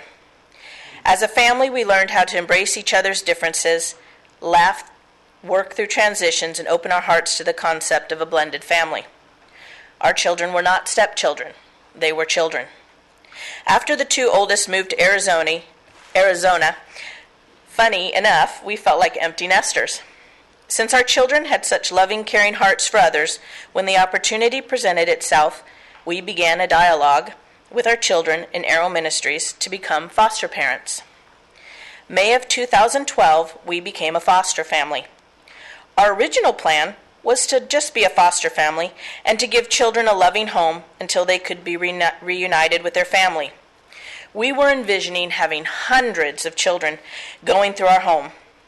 When we received our first call to foster, we were asked if we wanted to take a sibling set of 3. Since we had a heart for sibling sets, it was a wholehearted yes. We started on our way to being foster parents. But as John Lennon said, life is what happens while you're busy making other plans. The oldest of the 3 was 7 when she came to live with us. She immediately told us her favorite food was steak and that she loved crafts. Her brother, age 3, came a month later, and the first thing he was told by his older sister was, "You're going to like it here." The last child came the next month after her port for chemo was removed. She has ALL leukemia. She was 4, had health issues, but an infectious laugh and so much love to give. And this would be the first time in over a year that all 3 would be living together as a family. It was the best reunion a mother could witness, and I thanked their mother for allowing our family to take care of hers. After fostering our sibling set for over a year, we were told that they would need to be moved into an adoptable home. That is, a home that wishes to adopt them. Sibling sets are the hardest to keep together, so instead of being a foster home, we became a forever family home. Adopting these 3 has brought immense happiness to our lives. We've gone through so much, with doctor's appointments, counseling appointments, visitations, courts, the list goes on. Sure, our house is loud. Our house is chaotic at times, but it is a house that is built on faith, second chances, and love.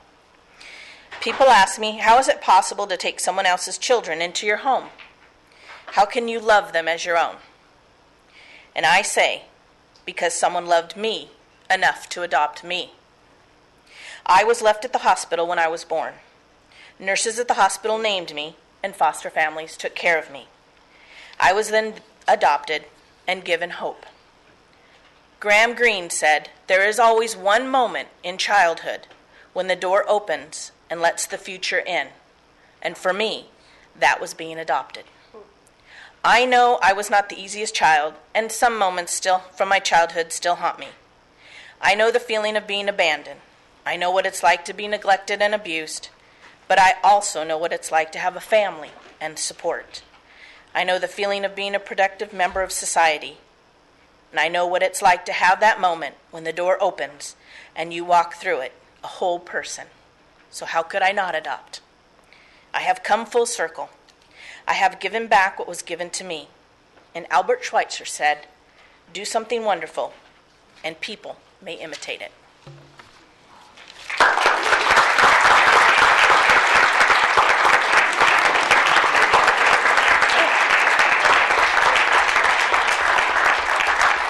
Thank you. We also have Mrs. Sandy Everett here today who was able to make it, and she wants to say a few words as well.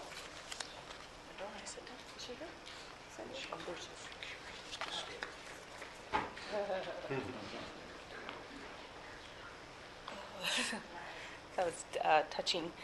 I have 2 little girls that I adopted in March. They've been in my life since birth, and I knew that they were going to be my little girls from birth. I don't know what to say. And they're just very special to me, and I'm so glad I've got to be a part of this. That's thank you. Thank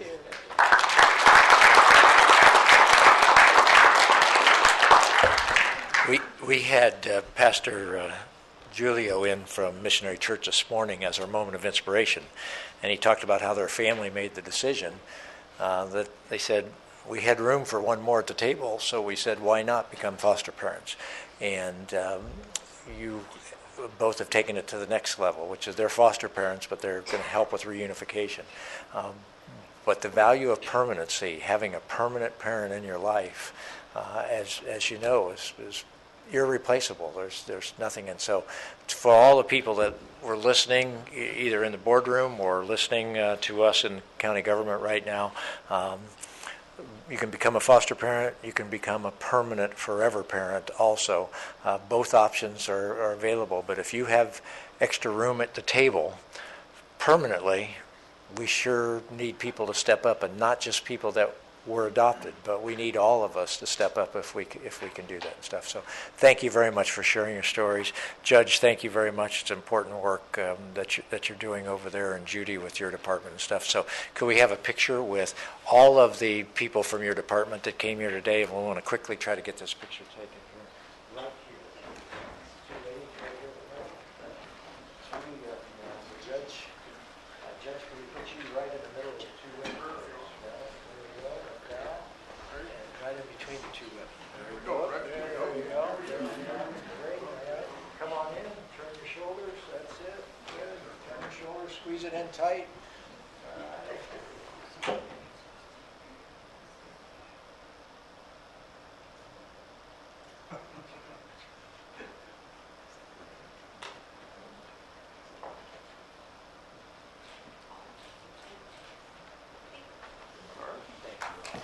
Thank you.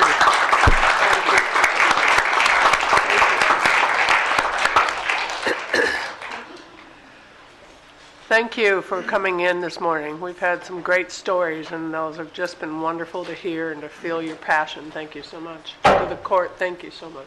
I'm sorry, we're trying to move so fast here today, right?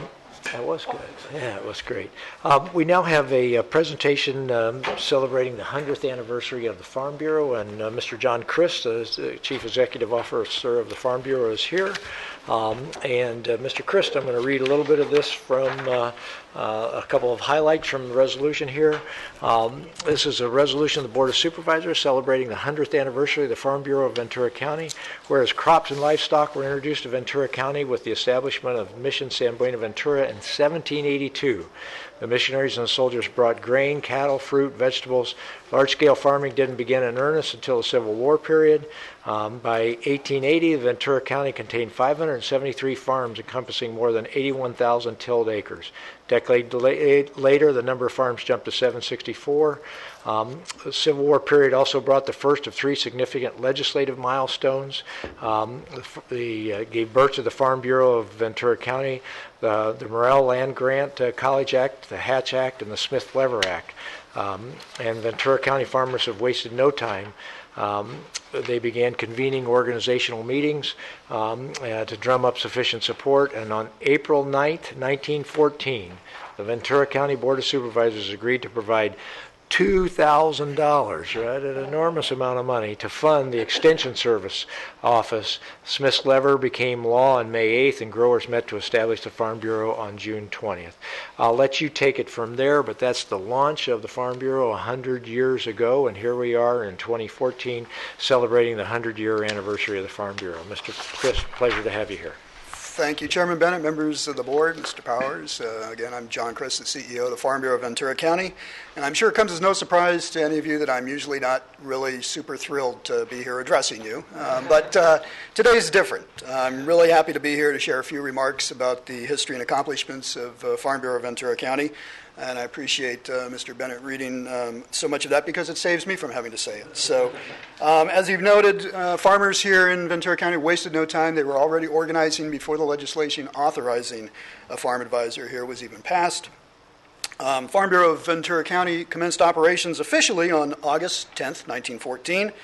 We had 300 dues-paying members at the time and immediately began organizing demonstrations, workshops, meetings, ranch visits, by the county's first farm advisor, William B. Parker. At the time, walnuts, apricots, lima beans, lemons, and oranges were the top crops. Among the first projects undertaken by the Farm Bureau and Ventura County's farm advisor was a campaign to suppress ground squirrels, which were considered a major pest. One of our Farm Bureau directors at the time called them one of the most injurious animals we have.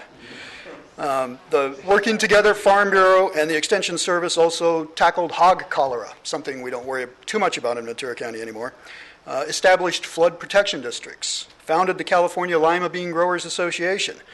The movement that led to the creation of the first free public library in Ventura County started at a Farm Bureau meeting where the members and directors were concerned about the lack of information and books and knowledge in the rural communities. Many of the programs undertaken by Farm Bureau and the Extension Service in those early years addressed very practical farm needs. There were demonstrations of tractor technology, tests of orchard heaters, pruning workshops. Armed with better information and improved technology, Ventura County farmers and ranchers dramatically improved their productivity and established a tradition of creativity and adaptability that persists today. 100 years after it began, the partnership between Farm Bureau and UC Cooperative Extension continues to deliver benefits to Ventura County agriculture. Farm Bureau's role, however, has expanded greatly since those early days, and as you well know, now includes political and legislative advocacy, public education, assistance with regulatory compliance, and media relations. As it enters its second century, Farm Bureau continues to evolve and innovate, just like the industry it represents. We now have more than 1,400 members, and on their behalf, I thank you for today's recognition of our century of service. And I encourage you to remember how 100 years ago, as Mr. Bennett noted, Farm Bureau and other organizations worked with the county to strengthen agriculture, understanding that by doing that, they were also strengthening the entire community. In today's atmosphere, which is too often one of mistrust, conflict, and suspicion, that's a lesson worth remembering. So thank you again for the opportunity to make some comments here.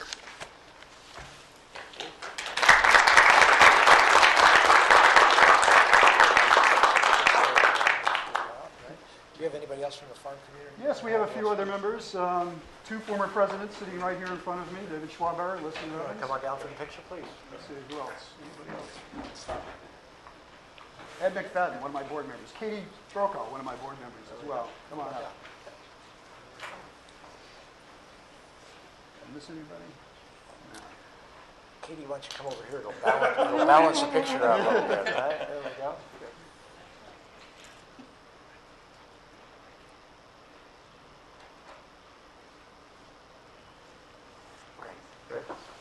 Thanks again.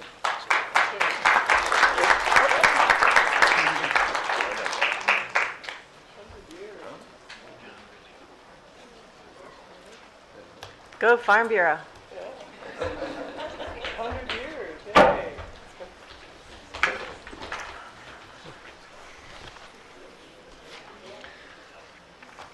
Okay. We have item 31. Receive and file a presentation on the status of negotiations. We have a specific format that we're going to follow for this. I'm going to go ahead and read this off. So people coming in, I think for this item, I'd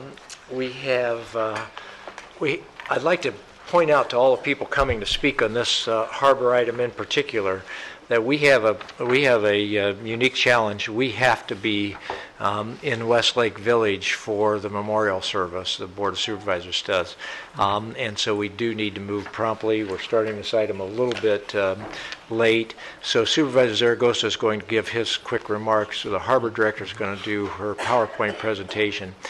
We are allocating for Mr. Mike Mercante up to 15 minutes. That's the maximum that we're allocating to Mr. Mercante as the spokesperson for a subcommittee of the City of Oxnard's Channel Islands Task Force. Then the Channel Islands Lease Association, Mr. Binger, so it's 15 minutes. Then we'll go to public comment.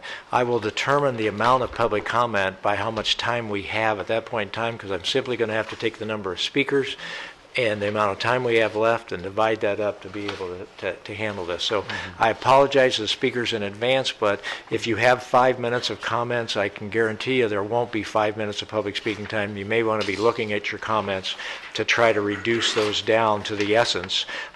This is not an action item. This is a receive and file item, so it's not like we're making a final decision on anything today. We're getting the information, so we're trying to get a flavor for the issues that are out there, et cetera, as we move forward. Then the only final action is the extension on the City of Oxnard's request, but in terms of overall direction there. So with that, Mr. Supervisor Zaragoza, we'll start it off with you.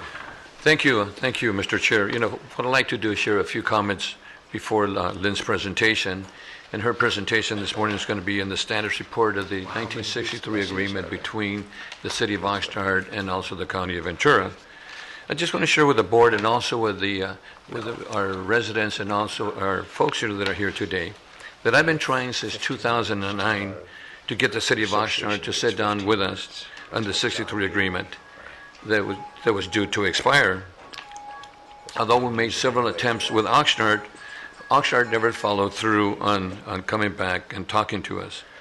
Just before that agreement was to expire, we gave a one-year extension, and now we're approaching the end of that extension, and we still do not have an agreement. Last March, the mayor of the city of Oxnard activated what was called a Channel Islands Task Force. The mayor's task force then authorized a citizens committee to do some research on the 63 agreement and come back and report to the task force. What was concerning to me was that the mayor had said that he hoped that that report would include information on supposedly what he called a harbor authority or some type of governing body that would make decisions on harbor-related issues. And my understanding also, because I had one of my staff members attend those meetings, was that he also directed the citizen committee to include issues that were concerned to the Mandalay Beach area, Westport, Seabridge area, and those neighborhoods. And those issues that were shared at the time were the cost of harbor patrol, the seawall maintenance, water quality, Melrose fees, CFD, Community Finance District fees that were being charged to Seabridge. And also, there were also concerns about a school that was going to be located there at next to Seabridge. This issue had nothing to do with the 63 agreement. And in fact, the annexation of the agreement is what we're going to talk about today. It was the inclusion of these items that really concerned me because of the misinformation that was given to the community. And then later on met with the spokesperson for the subcommittee, Mr. Mercadante, of the mayor's committee, to confirm what he was going to talk about, or what we were going to talk about. And I thought at the time that there were commingling issues, or commingling apples and oranges, to make it simpler. They were commingling the harbor issues or the 63 agreement with the Seabridge issues, the concerns they had on the additional fees. I probably misunderstood that because it's my understanding that the mayor's directions were to include and mix those issues together, and the oranges and apples. Seabridge concerns that they had. In fact, prior to Mr. Mercadante coming to me, we had other individuals who came to my office that were concerned about the fees that were paid by Seabridge, the CDF fees, the Melrose fees, the harbor patrol fees, and those fees were a major issue to quite a few of those people. Now they're commingling those issues with the 63 agreement. That's why I asked that our harbor commissioner come and clarify the misunderstandings and the misinformation that's been shared to the community about the annexation agreement. And I think it's important that we hear that. Since then, I did get together with Mercadante, the subcommittee member, and asked him, let me back up. He asked me that he wanted some time. He wanted about some time to share their report and their information that they found to the Board of Supervisors. So then as the chair would normally have about 5 minutes of presentations, and I asked the chair to give him additional 15 minutes or 10 minutes for a total of 15 minutes. And also at the same time I was asked by the lessees, Mr. Binger, that he wanted 15 minutes also to share his information with all of us. And consequently, as a result of that, this is how we got here, because of the 63 agreement. And I want to share that information prior to have Lynn come up, and maybe Lynn can make her presentation now, and then I have some other comments I'd like to make at the end of the presentation. Before you start, Ms. Krieger, Yes. I'd like to just let City Manager Greg Nyoff know that I would like ask him to come up following Ms. Krieger's presentation, because I know that obviously a party in the agreement. Just for any comments you'd like to make, sir. Okay, Ms. Krieger, thank you. Thank you. Good morning, members of the board, Mr. Powers. For the record, Lynn Krieger from the Harbor Department. And I will try and move quickly. I know you have a very sad duty today, and I certainly don't want to give you any extra stress to be late. But just, I always like to give you a new picture or two to give you a better understanding of the harbor. And you can see, this is before the harbor was built. Laying out the harbor entrance, this is Silver Strand, this is Hollywood Beach. Had to be in the 1950s. It's an undated photo. And then here is the construction. And Supervisor Long, I missed some of what you were saying because I was running around like a crazy person this morning. But you can see the offset breakwater here creating this sand trap that we're working in right now. What many people don't know is for a number of years, this was the entire harbor. This is where the Casa Serena ultimately sat. This channel was not done until the late 70s. So this was the original harbor area. There was a tiny remnant of the Edison Canal going through to the power plant. So the process that the harbor went through to develop, and it has to do with this 1963 agreement actually, is that the okay for construction was given in 55 with construction starting in 59, and here again is just another view of that smaller harbor. The agreement with the city of Oxnard was entered in 1963. Interestingly, and you can see the bridge here, but in 1965, the Channel Islands Boulevard Bridge was opened in spite of the fact there was no water back there yet. It was just a tall bridge over nothing. We had the West Channel construction, 68 to 73. 68 to 73 Mandalay Bay construction, which was done just with this little throughway. The West Channel basins were designed in 79. The Public Works Plan was certified in 1983. And Vintage Marina, Pacific Corinthian Marina, and PCYC did not open until 1985. So the question is, why is there an agreement at all? And the reason was really sharing of services and costs. So who was responsible for what and who paid for what? That is the entire point of the 1963 agreement. The county did not have the means or the mechanism to provide for the cost of infrastructure, and so a deal was struck to annex into the city. So in exchange, the city provided infrastructure and some limited services, and the county agreed to a permanent allocation of tax revenue. That's really what the deal was. That's what the form of the 1963 agreement is. The agreement was done in 63, and I'll run through these quickly. The county agreed to the annexation, excepting in the water.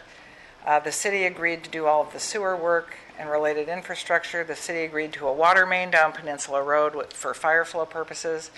The city agreed to build the early streets. That was just a few streets at that time, but to accept dedication of all current and future streets along with maintenance, with a 50-50 cost sharing on future streets and public parking areas, which was the bulk of the harbor. The county was to retain title to all the properties except improvements funded solely by the city, and the term of the agreement was to be 50 years. The county also was to retain all rights at that time for planning and development except where city funds were expended, which was in public areas.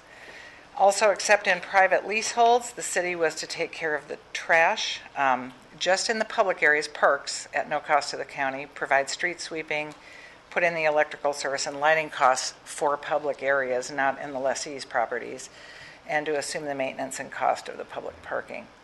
The city and county each were to contribute 50% of costs in the developments of parks and public parking areas. The city was to construct a fire station at Patterson Road and 5th, which actually ended up being the fire station in the harbor, and the city was to provide police services as part of an annexation. There are a number of agreements, and you all have a copy, I think, of this, so I won't take a lot of time with this, but most of these just changed the time frame and kept to the same kind of agreement. The only real, wrong button. The only real addition here is that there was some confusion over building permits on the land and in the water, and there was an agreement already in 1964 that the city would issue the building permits and keep the fees that are related to that, except on county buildings. Additional amendments just to specify areas of construction, but you see there was a lot of cooperation. Added landscaping and sprinklers down Peninsula Road, a portion paid each by city and county, with Martin V. Smith picking up the rest, and he actually did the construction work. So, Mr. Chair, Lynn, every time that there was a change, that's called an amendment. Yes, it was an amendment, yes.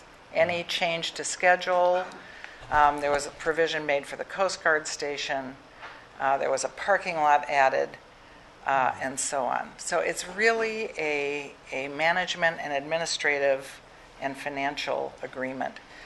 You see the first bubbling up of discussions about what happens behind the bridge, the Mandalay Bay area, in 1970, when a jointly funded engineering study process was begun regarding the development that was starting north of the harbor to look at the effect on tidal action, water quality at that time, boat traffic levels, and general ecology of the area. What was going to happen when this two road water area became a bunch of streets. And then the Fifth Amendment just continued with some of the same similar things, defined roadways, clarified the park development, added the fire station at Challenge Boulevard, actually a separate agreement, added the county-funded launch ramp, the city-funded area of Victoria, and so on. But the county did pick up Harbor Patrol Service at that point in Mandalay Bay and lifeguard services at Kitty Beach. This is the result, really, of the, and we will come back to this, I'm sure, at some future date. What you see here is the green areas are city parks that are in the city's inventory. They are on county land, and they do maintain those. We do some cooperative work with them. The blue areas are public parking lots related to those public park or public access areas, also in the city's responsibility, and the yellow are the streets that are now in the city's inventory. Efforts to negotiate a new agreement. From 1999 to 2002, we had a working agreement organized that consisted of city and county staff members. There was no new agreement that resulted from that, but there was a lot of discussion. In April of 2009, Supervisor Zaragoza, who I believe had been sworn in January of that year, moved immediately to initiate a meeting with city officials regarding a new 1963 agreement or expiration or whatever it is that was going to happen. The county agreed to outline the content of the agreement, which was done by June, with the city respond in 30 to 60 days, but no response was received at that time. In 2012, with the date approaching, I did meet with city officials and delivered a rough draft replacement agreement to see if there was interest in moving it along. July 25th, 2013, now we're less than 6 months from expiration. There's a letter I think you all have and remember to the interim city manager regarding the county's opinion about what would happen when the agreement expired. And we'll come back to that in a minute. Really, it leaves only a couple of issues outstanding. In August, then, there was a meeting with Mayor Flynn with city and county staff, including a representative from Supervisor Zaragoza's office, to talk about this. And then in December, the city council and the board agreed to retroactively extend the agreement for 1 year, which is now expiring in 2 weeks from today. And then from February to April, staff began to meet again. We talked about a new approach for an agreement, and we worked with the map, which had previously been a big hand-done colored map, reduced it to electronics. But then that effort sort of slowed down because the mayor activated his ad hoc committee where he was going to gather information about the 1963 agreement and other matters. So there were meetings of that Harbor Task Force, which is Mayor Flynn and Councilmember Perello, in March, April, and May. There was a meeting scheduled in June, but Councilmember Perello was unable to attend, so they didn't have a quorum. And then July, August, and September were canceled. On September 12th, the neighborhood working group that was attending these meetings did send a letter to the Coastal Commission requesting a moratorium on any harbor projects that were filed for consideration. And within a week or so of receiving that, we wrote a response to the Coastal Commission chair responding to that. And then there was a fourth meeting in October. So the current status, and this is about the end, the county and the city are currently operating on a 1-year extension expiring in 2 weeks. This is really a summary of the letter that went last year. So the construction of streets, parking lots, parks, and utilities is done. They're in the city's inventory. I'm not sure we need an agreement, that's something we'll talk about, to articulate that, but we could. Water services are provided through an agreement with the Channel Islands Beach Community Services District, which expires at soonest in 2022. There's a city fire station lease on Peninsula Road that's subject to a separate agreement that doesn't expire till 33. There are planning issues that were resolved, county believes, by the California Coastal Commission certification in 1986 of the county's Public Works Plan, which is the identified standard of review for projects in the harbor and which is held by and administered by the county. Public parks and related parking on our land owned by the county, but they're in the city's parks inventory. That is one issue. Would they stay with those? The county assumes that city-owned or managed facilities, such as infrastructure, parks, and parking lots, would continue to be treated in a way similar to any other property that's similar in any other part of the city. And that is from the letter that went in 2013. As you know, the harbor has a number of other agreements that we operate under. We have an operating agreement with the Fire Prevention District for the fireboat. We have an MOA with the Channel Islands Beach Community Services District. We have an MOU with California State University for operation of the boating center. We have an MOU with the City of Oxnard for Westport for provision of harbor patrol. And we have an MOU regarding patrol services in Seabridge. So we have a number of cooperative agreements. I do want to pause here just for a minute. I was curious about this since before 2008, several years before 2008, we did a survey of harbor slips. And that does really reflect, since we have so many part-time homes, the last time I checked it was over 50% in the vicinity around the harbor, who are our slip tenants. And it used to be about 53%. We're now at 49% because some people from San Diego have found slips closer to home with the decline in the marina industry. But you can see that we are still about half. And the immediate area around the harbor area represents 15% of the boat owners. I only point this out because the board has always taken a strong position, and I believe this supports it, that this is a regional facility, which is why it's in the hands of the county. Unlike some of the municipally owned harbor properties, this serves, when we have the rest of Ventura County here, this is largely Moore Park, Thousand Oaks, Simi Valley, Westlake. That's where those boaters are from. Ms. Krieger, could you go back one slide, please? Yeah. The two memorandums of understanding on operating agreements with the city down at the bottom there with Westport Right. and with Seabridge. Right. What's the length of time? When do those expire? I don't believe they do.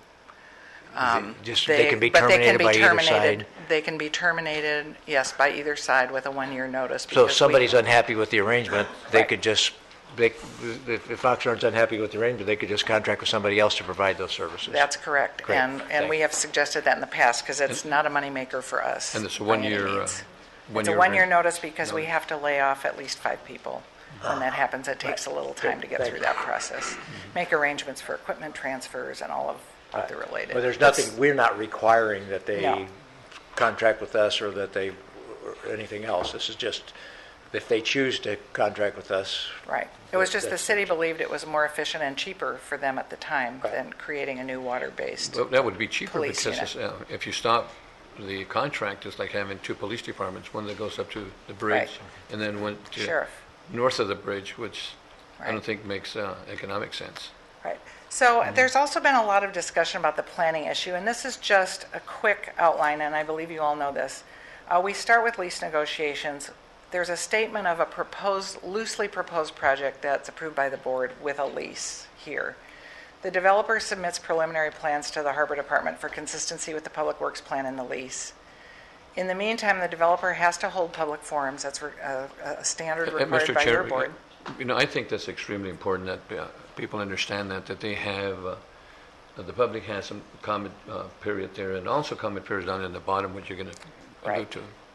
The developer also may solicit comments, and most do from the city at this point, and then the project is revised and goes to the Board of Supervisors and the Coastal Commission. Of course, both hearings are open to public comments. We've worked with the city on their process, which we've also been through a number of times. Again, the lease with the county is already completed. The developer submits preliminary plans. If the developer has a by right use, for example, the hotel, they just submit their construction drawings, they go to building permit, there's no more discussion. It's just a straight line. If there are modifications needed for height, setbacks, whatever, the project goes through the community workshop, which is just the adjacent neighborhood, and the project goes to the Planning Commission with public comment accepted. And if approved, the city issues a building permit. So actually, the public comment does occur more quickly with the county's development pattern, planning pattern, but we haven't had a big project since the recession, so there are people in the area who haven't experienced that at this point. The alternatives before the board, not today, but probably in December, but just for suggestion, are to allow the agreement to expire. There may be some issues related to parks improvements. There are water service issues that would have to be worked out. The second is to approve a short-term extension for staffs to attempt to negotiate a replacement. I know you have a letter from the city manager who's here regarding that, and he's very eager to work together on this. I think we need to mandate a timeline. I think both of us feel that way. I won't speak for him. He's here. But to mandate a timeline and some mutual commitments to complete, because we've spent a number of years kind of going around the circle. And the third would be to evaluate some alternative organizational or jurisdictional structures for the harbor while maintaining county oversight and control, for example, de-annexation or other choices. Mr. Krieger, you said not today, but maybe in the future, but I Yes. just want to check with County Council. My understanding is there's interest in actually granting the 4 months or voting on the 4 months extension today. Is that legal today? Have we noticed this enough that we can do that? You don't believe so? Yeah, I believe the city's planning to go forward on the 18th of November at this point, and then it would come back here December 2nd. If it's something that the board today expresses interest in, we can certainly To ask for the work formal with county council to make that happen. Mhm.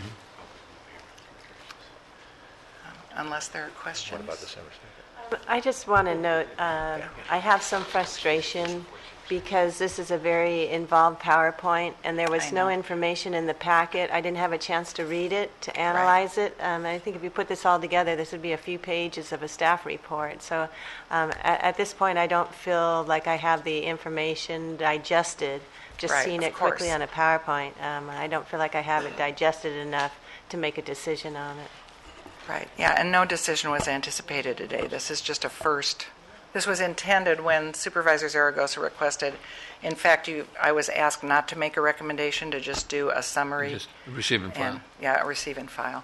Right, So that's what we're here but today. still, even to receive and file, I'd like to be able to receive, and this is, to me, it's a kind of an awkward way to receive it, because I don't have the opportunity to sit there and read it all and hear your presentation, and that it all comes in a PowerPoint. So it's just something, it's helpful to have, and that's just me. There's also the public. I'm sure they'd be interested in being able to certainly take a look at this, and I know you will put this now on the Yes.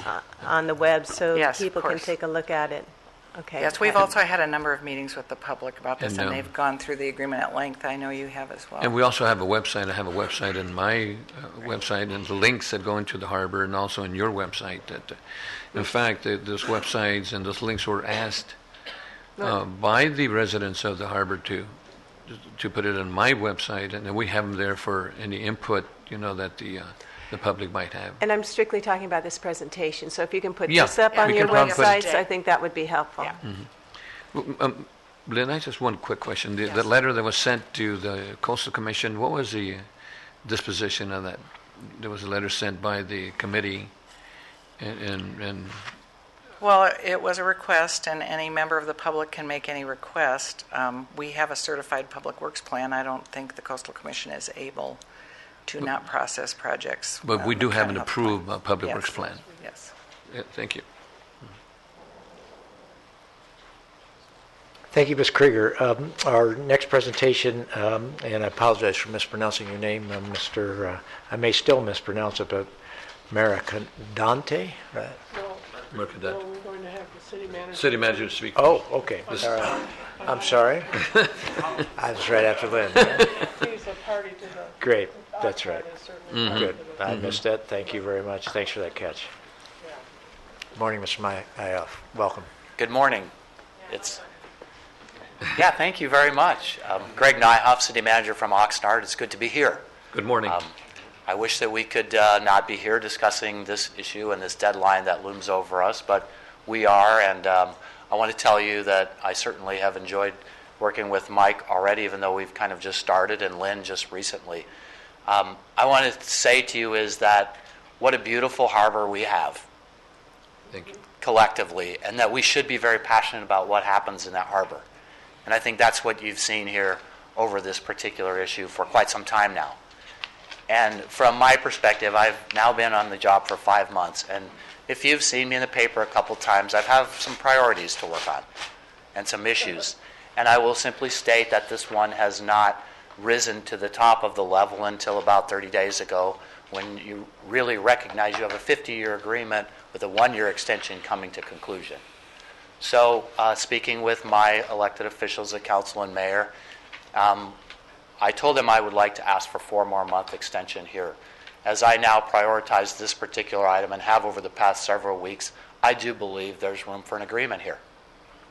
And so my letter to you asks for a 4-month extension till March 18, and that in January we actually come back to both bodies, to you and to the city council, to report our progress. We do not want to be back here again at the end of March or the beginning of March saying, can we have a few more months? We're engaged. We believe that there's a need for an agreement. We believe there's a need to make sure we listen to all those folks in the harbor, around the harbor, and obviously to all of you. And so I don't want to take a lot of your time. You have a busy schedule. You have something very important to attend this afternoon that you must go to. So I wanted to just introduce myself to all of you and look forward to the partnerships again with Lynn, with Mike working this out, and with you as well. But again, ask for 4 months. We will be taking this item up on March 18, the anniversary date of the agreement, and I'll be asking the council for the 4-month extension. We appreciate your request and your being here today, and I just hope you understand we don't meet again until December 2nd, and that'll be the first time we'll be able to actually consider your request. If I had to guess, I think I'd be surprised if the board has any problems with that. Just so you know that, because I know you guys have to go and make a decision before that and stuff. But we won't be able to actually make a decision on that until December 2nd. Yeah, your staff's been great to tell me, and thank you. Thank you for that, and I do believe we can work this out. As I've now dived into it, I can see there's a few issues that are just focused on the agreement that we really need to sit down and negotiate, and I'd like to be at the table, which I have not been at yet. So thank you very much. Mr. Chair, I want to thank Mr. Nyhoff, because you're my city manager now. All right. And I want to thank you for that. And you're my supervisor. and you're doing a good job. Thank you.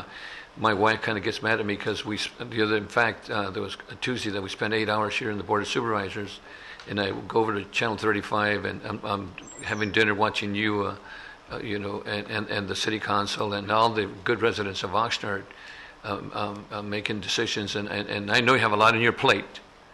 And I think that, as I mentioned before, we've been trying to work with the city since 2009 to get this agreement together. I know that you'll put it together, and hopefully we'll get this 4 months Supervisor Parks to work with you. Yeah, Thank you. I also wanted to thank you too, and I've read a lot about you, and I do have confidence we will reach an agreement, and I think you're doing a great job, and keep up the good work. Thank you. As you say, you have a lot on your plate. Thank you. It's the same. I've heard great things, and from some other city managers said they're glad to have you there. So that's always a good Thank indication. you all. Yeah. Look forward to getting this done, and hopefully, like Supervisor Bennett said, we can get your request done and move on. That's right. All right. Thank you. Thank you. Mr.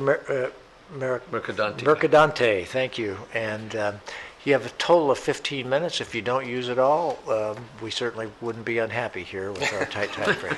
I'll do my best Great. to get done in time.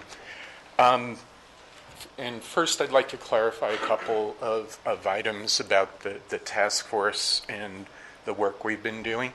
We've had a large group of community participants from all of the communities surrounding the whole harbor, not just the county part of the harbor. There were 2 topics that Mayor Flynn asked us to address.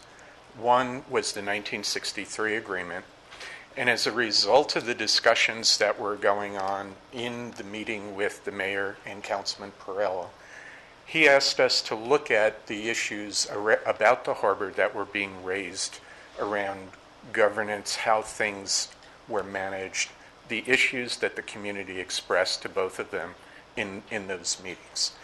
And I want to clarify that we've been doing both things. The first thing we've done is to give the mayor and some of the city managers feedback on the 1963 agreement. The residents and participants all read the documents very clearly, looked at it. I think Lynn's assessment of what it is in exchange for services and annexation is all very accurate. There are some issues that are contained in there that I think Greg indicated are certainly addressable issues, which is what we all feel. But there are some key structural elements that need to be addressed. Okay, separate from that, we began to look at the governance issue of the harbor, and what I'm here today to talk about is a lot of the findings and some of the survey results we did, which we feel are important for you to hear, such that we can really craft the future of the harbor together. We're very interested in, as residents, in the outcome. We have a vested interest. It's a beautiful harbor. That's why we live there. But there's an opportunity to do more, and that's what's really motivating all of our interests. As you see, we look at the whole harbor. We're really feeling like over a period of time, for many, many reasons, the harbor has been undermanaged for many years, and to the detriments of both Oxnard, Ventura County, and the surrounding communities.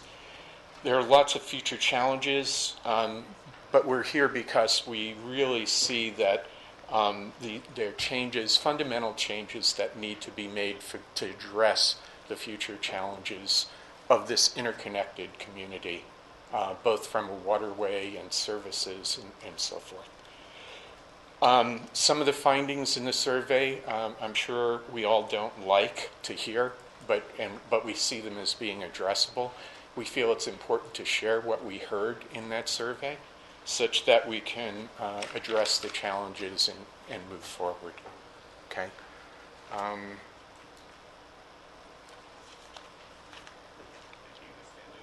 I'm sorry. The top button or Rochelle. Sorry. You have the I'll time keep going on because here. I know we're pressed for time. So I discussed about why the group was formed, the two reasons that you'll find on the top. Yeah, I see it now on here. I couldn't see it. Thanks. Yeah, we have participants from all parts of the community surrounding the harbor, the county part of the harbor, the beach community, Westport Seabridge, members of HOA, board members, and coming from a lot of different walks of life, business owners, professional managers, C-level executives. We've been meeting bi-weekly, doing extensive interviews of people and county members talking. We've met with John Zaragoza, we've met with Lynn, we've met with Mike Powers, city officials, city managers, sharing some of our preliminary findings, getting feedback, looking at other documents and reviewing them.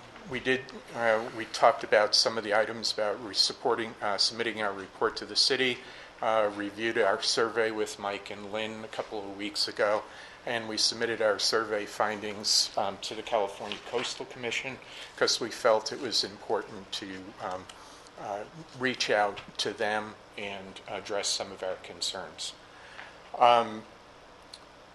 We have been, all through this process, our focus is to be very much fact-based, focused on discovery and problem solving. We see two things on both hands, right? We see the beauty of the harbor, the things that have been done in the harbor. At the same time, we see the missed opportunities and the need for change, okay? Just because we see the need of change doesn't say we don't respect what's there and what's done. We see both things. So let's go into a little bit of the survey, some of the findings. I'm going to try to do a quick summary and then get into some of the bullets. One of the findings at a high level is that a community feeling that the harbor is in serious disrepair and decline over a period of 10 or so years. Both the harbor structure and governance are flawed. And what we mean by that is that if you look at the structure of the harbor being a department of the County of Ventura, where it's effectively self-funding, there are investments that should be made in the harbor from a future point of view, which might not be funded entrepreneurially. And we don't see the mechanism to address that. And we think that puts some of the planning at a real disadvantage. There have been some, certainly what we found in the survey, chronic misunderstandings from a lack of what we see and heard as a lack of transparency. And effectively what we heard in this study was that the county has lost the trust of the community, okay? Partially because it is a county, city, community with mixed roles and responsibilities. But at the end of the day, most of the citizens that we surveyed didn't really make that distinction. We looked at other harbors in the area, and when we talk about some of them doing better, what we really what we mean there is better in the sense not just looking at it financially or visually, but from a governance, transparency, engagement of the community, visioning of what the harbor is going to be in the future, and in some cases financially. Harbors are difficult to manage and have lots of challenges. We're not here to say it's easy. We understand that it's going to take a lot of discussion and participation in making it better. But again, we're here to participate in the future of the harbor, not just find faults with it. And there was a definite lack, or communicated in the survey results, a lack of a current shared vision and strategy, and a feeling that it's piecemeal and erratic developments. And there are certainly some reasons for that. So what we did was we started to look at, okay, there's a number of positive things we see around the boating center, the museum, lifeguard station and such, the new boat ramp. And certainly you need to acknowledge those as positive developments in the harbor. But they don't address the loss of revenue for the last 10 years for areas like Fisherman's Wharf and Kestis Arena. And they don't address a perception of a lack of inaction that we heard in the survey. And what we see is different when as we move around the harbor as residents of the harbor. We see some of the both things. We see the new boating center. We also see Fisherman's Wharf as it's shown in these pictures. What I found particularly sad is when I went back into some articles and other pictures and talked to some people, there were similar pictures from maybe 8-10 years ago. And that in a nutshell kind of puts a focus on some of the real concerns. Okay. So moving forward, how did we go about the survey? We sent about 1,000 invitation out using personal contact lists. We had 380 respondents. 229 were supplied us email addresses for follow-up. 120 out of the 132 comments, which were "please fill in your thoughts," were multi-part, thoughtful comments on what we would like in the harbor. All of these survey results have been, and comments that written in the person's hand were sent to you when we copied the Coastal Commission on our survey results. 52% of the residents that responded to the survey lived there for 10 years. 72% were there for 15 years or 5 years. 78% are local voters that responded to this survey, and taxpayers and stakeholders who really communicated they cared.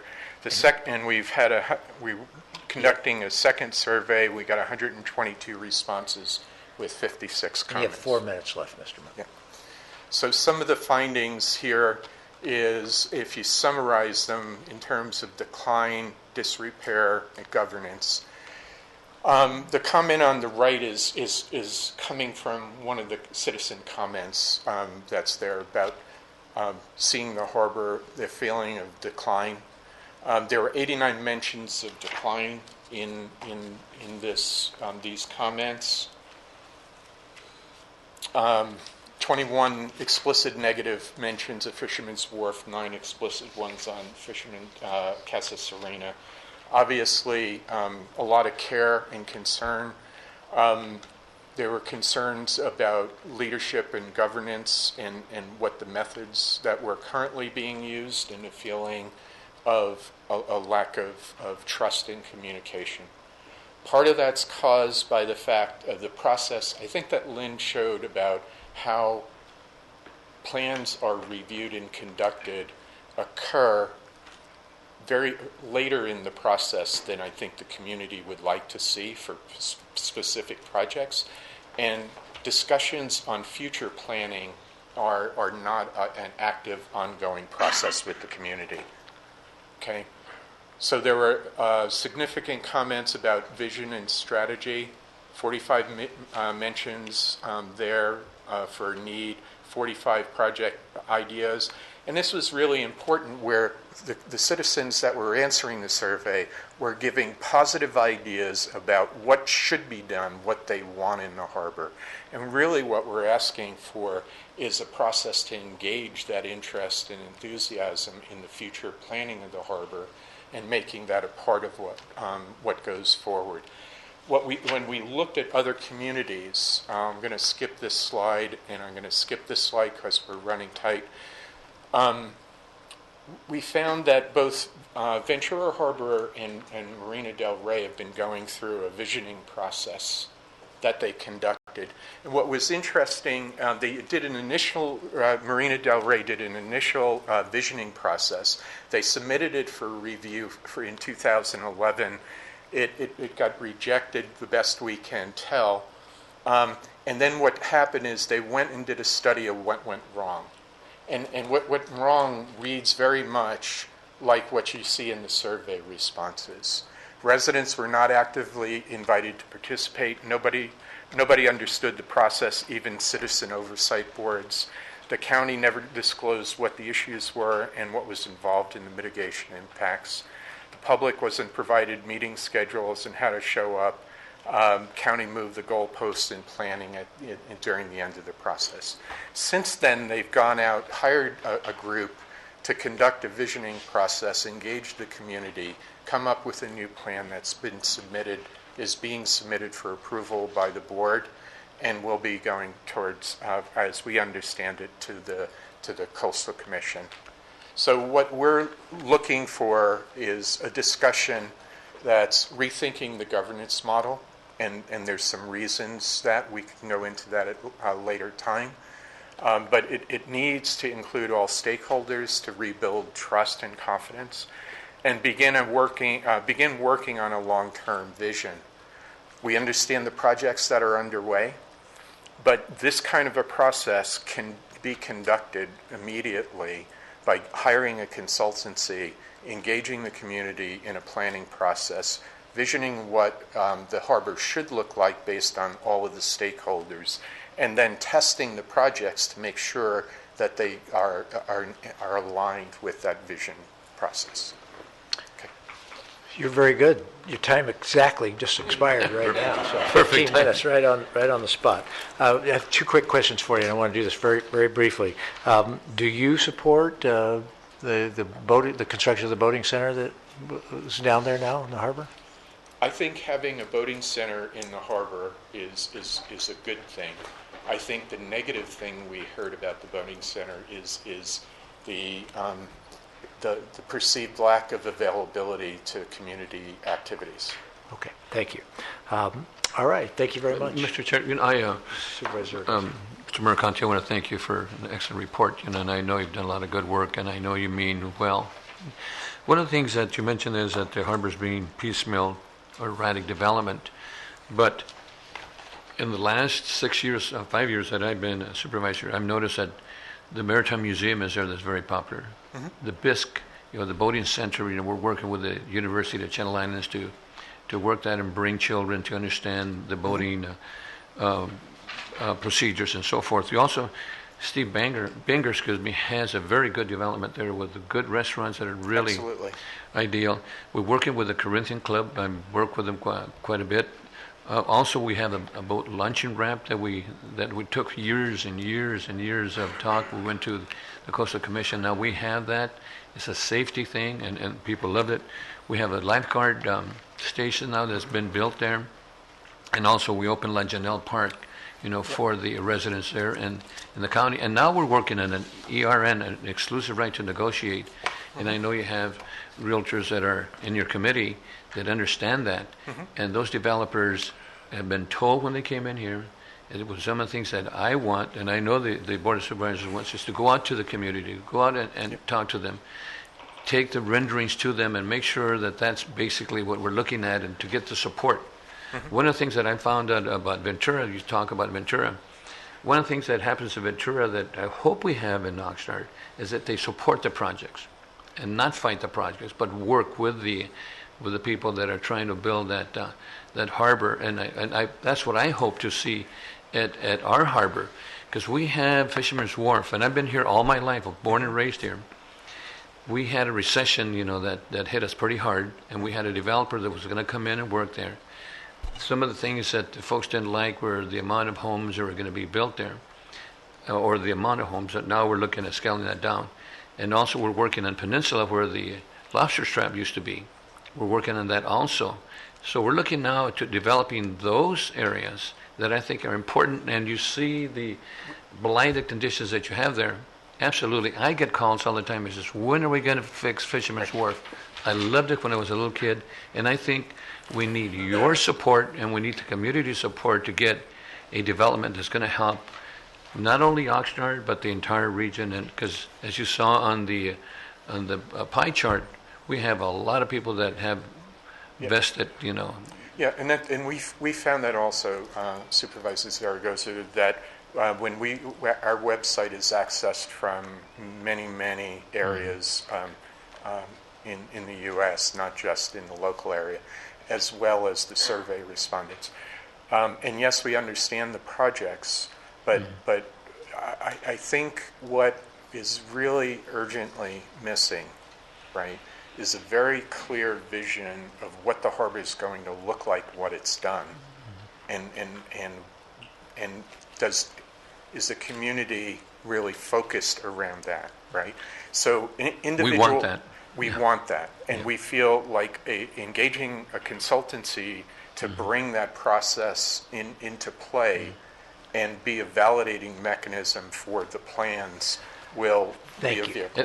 I know we have other speakers, Mr. Chair, but I think it's important that I share this.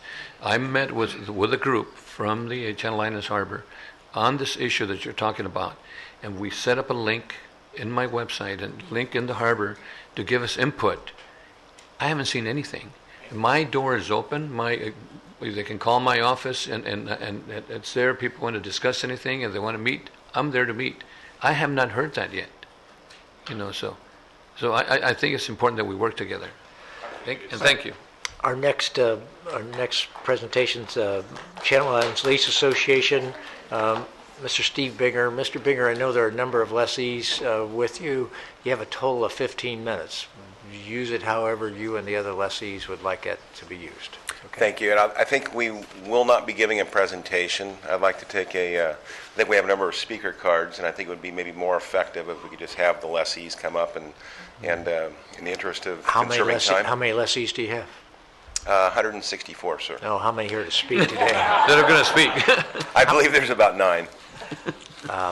Lessees, would all the lessees please come up and sit in the front row so we see who all wants to speak?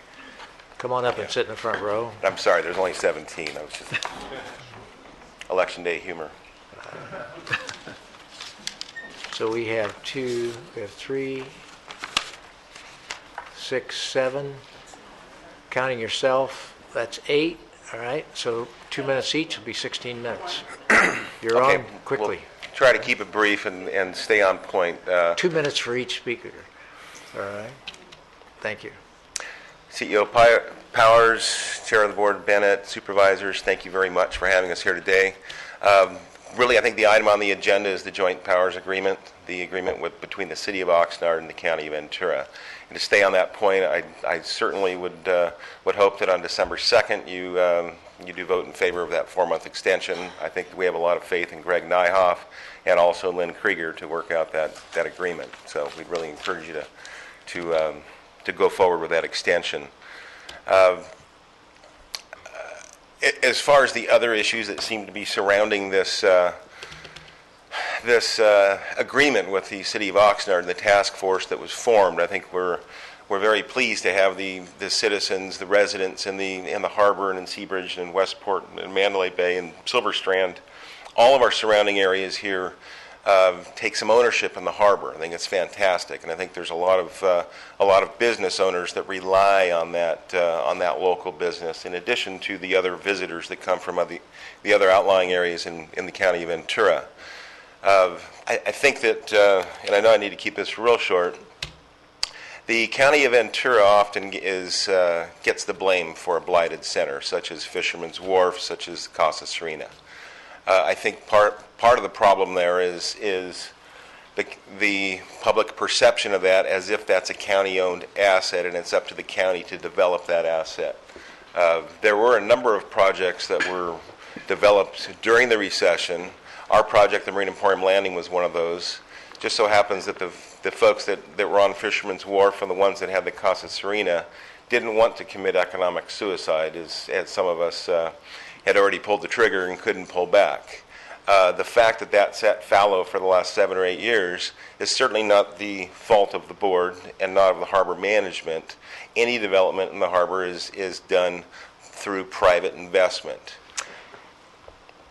And I'm sorry, your time is up. Thank you, sir. Next speaker. We'll just work our way right down. Well, there we go. We'll work our way this side, left to right. So could you please state your name for the record? Yes, my name is Tom Hogan. I'm a principal of Almar Management. We've been in operation here in the harbor for over 40 years. One of our other principals, Randy Short, has been very involved in Lessees Association, etc., and everything that's been involved in the harbor. And basically, we're here to say that we are very happy with the management of the harbor and the way it's run, and we want it to continue the way it is.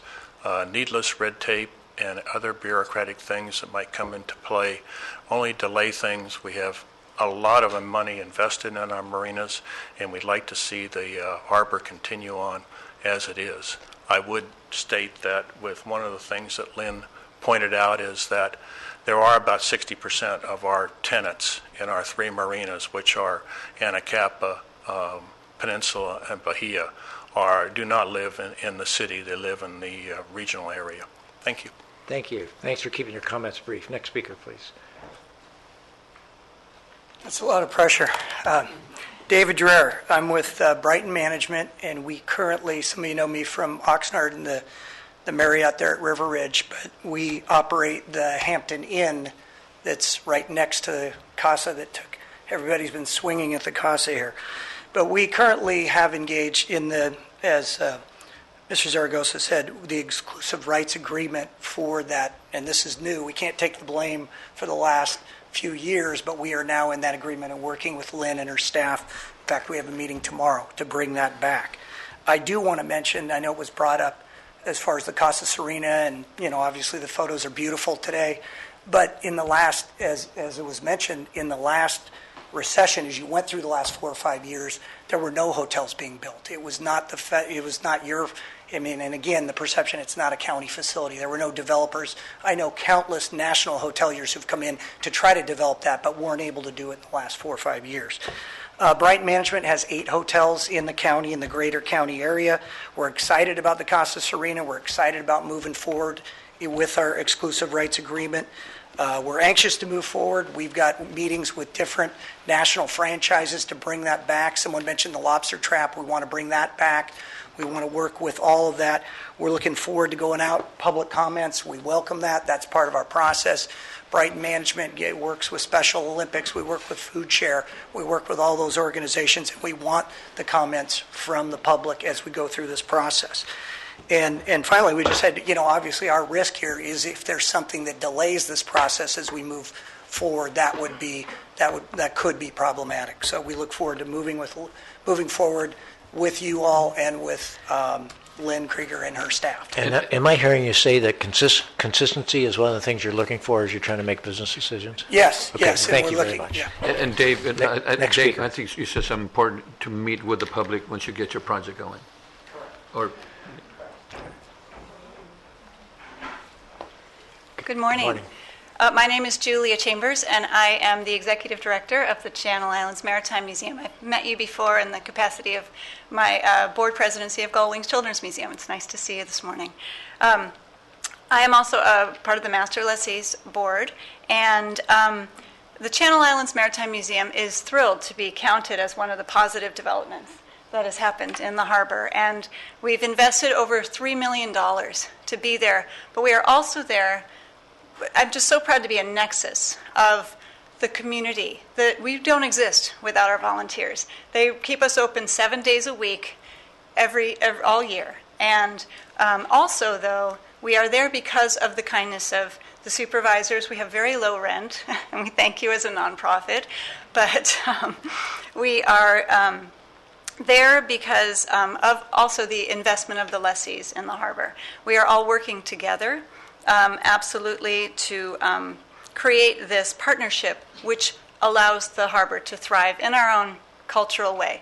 But we are proud to be a cultural anchor of the harbor, pun completely intended. And we couldn't afford to be there without the low rent that you have allowed us to do.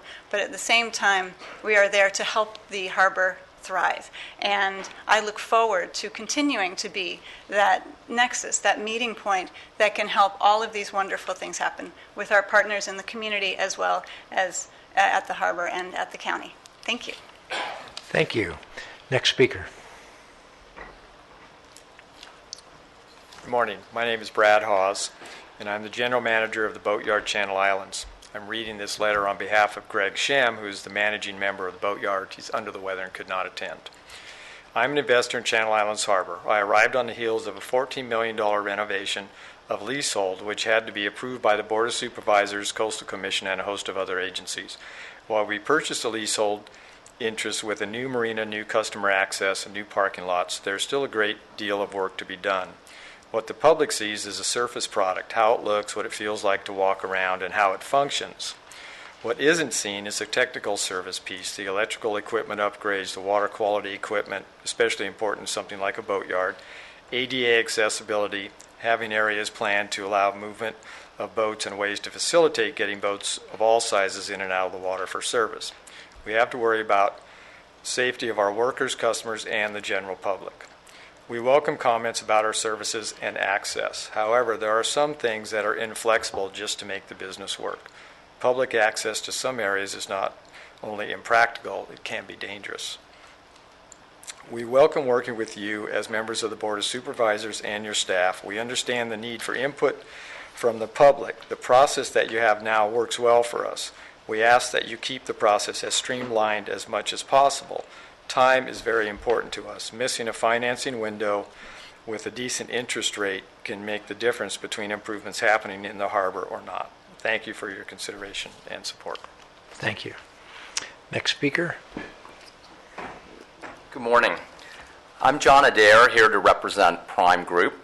Thank you for the opportunity to speak this morning. Prime Group is a private family business that owns and operates apartment communities up and down the West Coast.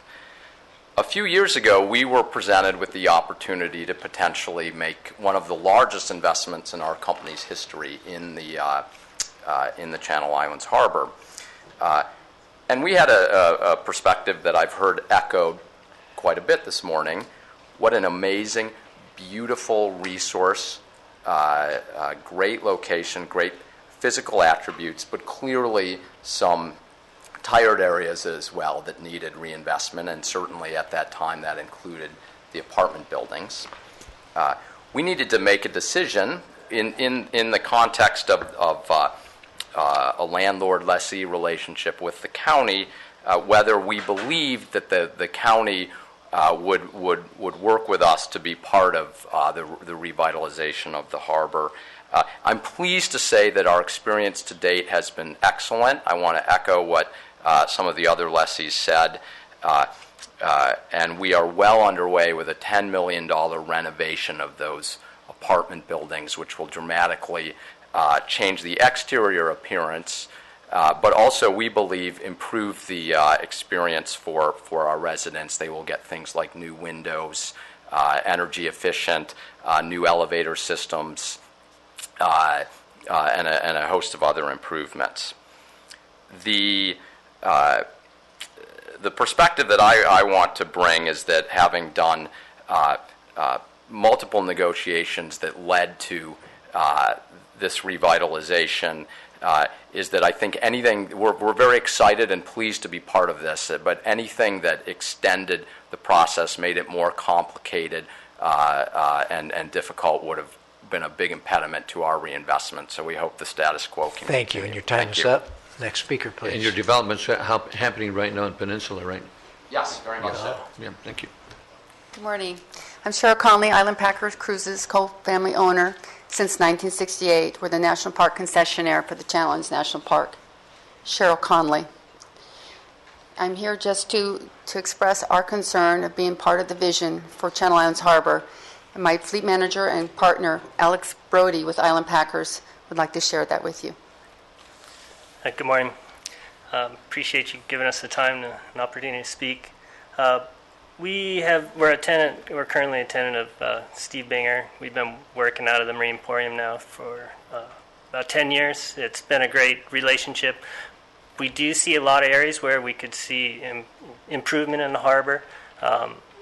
There's some places that are maybe not so attractive to visitors, but one of the issues that we have is signage, and I know it's a kind of a convoluted and complicated process with the city and the county working together, but if we could get folks working towards directing visitors towards the harbor is the gateway to the Channel Islands National Park as advertised, but honestly we only do about 10% of our business out of Channel Islands National Park. One of the main reasons, it's very hard to get there. People are driving down Harbor Boulevard, and suddenly it changes in Channel Islands Harbor. They don't even know where they're going. They get lost, and we get all kinds of issues such as that. Parking, it's a great problem to have, but it's going to be a issue down the line. And when people don't have places to park, they get frustrated, lost, confused, and go away. We also would like to see perhaps more of a free market fuel system with the county operating the fuel dock. The fuel in Channel Islands Harbor is a lot more expensive than Port Hueneme or Ventura Harbor. A lot of boaters will actually just make that extra trip just to get fuel because the county operated fuel dock is much more expensive than any of the other local fuel. Also, slip size is always a problem. Bigger boats, it's kind of the future for our industry, and we'd like to have some more access to larger slips plus areas where we can load and unload passengers. Thank you for your testimony. I Thank you appreciate very much. Ms. Krieger, I have a question for you before we switch over to public comment.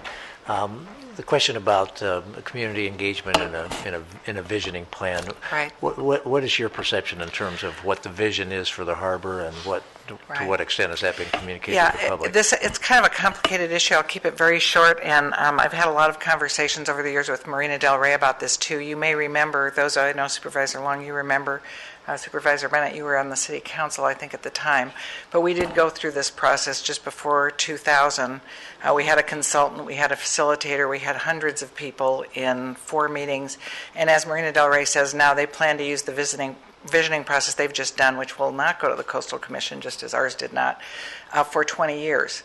So because projects take so long to move ahead, you don't do it that often. So we went through a visioning process. It's still out there. It's on our website. And then again in 2008, your board approved the public amenities. How will the streets look? How will the promenades look? How will the bench program work? All of that additional public interface went through another process that was 4 meetings of over 100 people apiece with a consultant in to facilitate and so forth, and that was adopted by your board in 2008. Some of the residents we're working with now did not live here then, and so feel like nothing actually has happened, and it's kind of difficult. So is that 2008 plan up on your website? Yes, it is. For people to see? If Yes, people it want to is. say, what is the vision? What is the harbor going to look like in the future when it's built out? Yes, They can go and see that. Yes, and we're happy to meet with, we've met with a number of Great, residents okay. who were involved. And that was in 2008 that we did that. Yes. We adopted that. Great. Thank you very much. We have how many public speakers left? Would you please stand up if you would like to speak? So we have 5 more speakers, 2 minutes each. Would you please come and sit in the front row? Would you please, people, vacate the front row? Thank you very much. Right. Our first speaker, we're going to start from the left to the right. Right here. You're on, ma'am. Thank you very much. And thank you for taking the time to come, and thank you for your patience in waiting. I know we're behind schedule. Thank you so much. My name is Debbie Mitchell, and I live in Mandalay Bay. A lot of what I've heard today has seemed to be the presentations of both sides, assuming that there's a dividing line within the middle.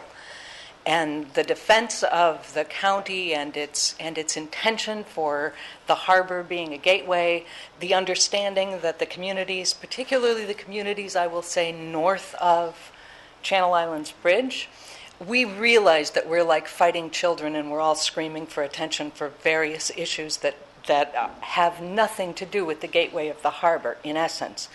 But the trust issues that come from those small things that affect those smaller communities, I think have been what have undermined us focusing on the one thing that we all want the most, and that's the development of the harbor as a jewel.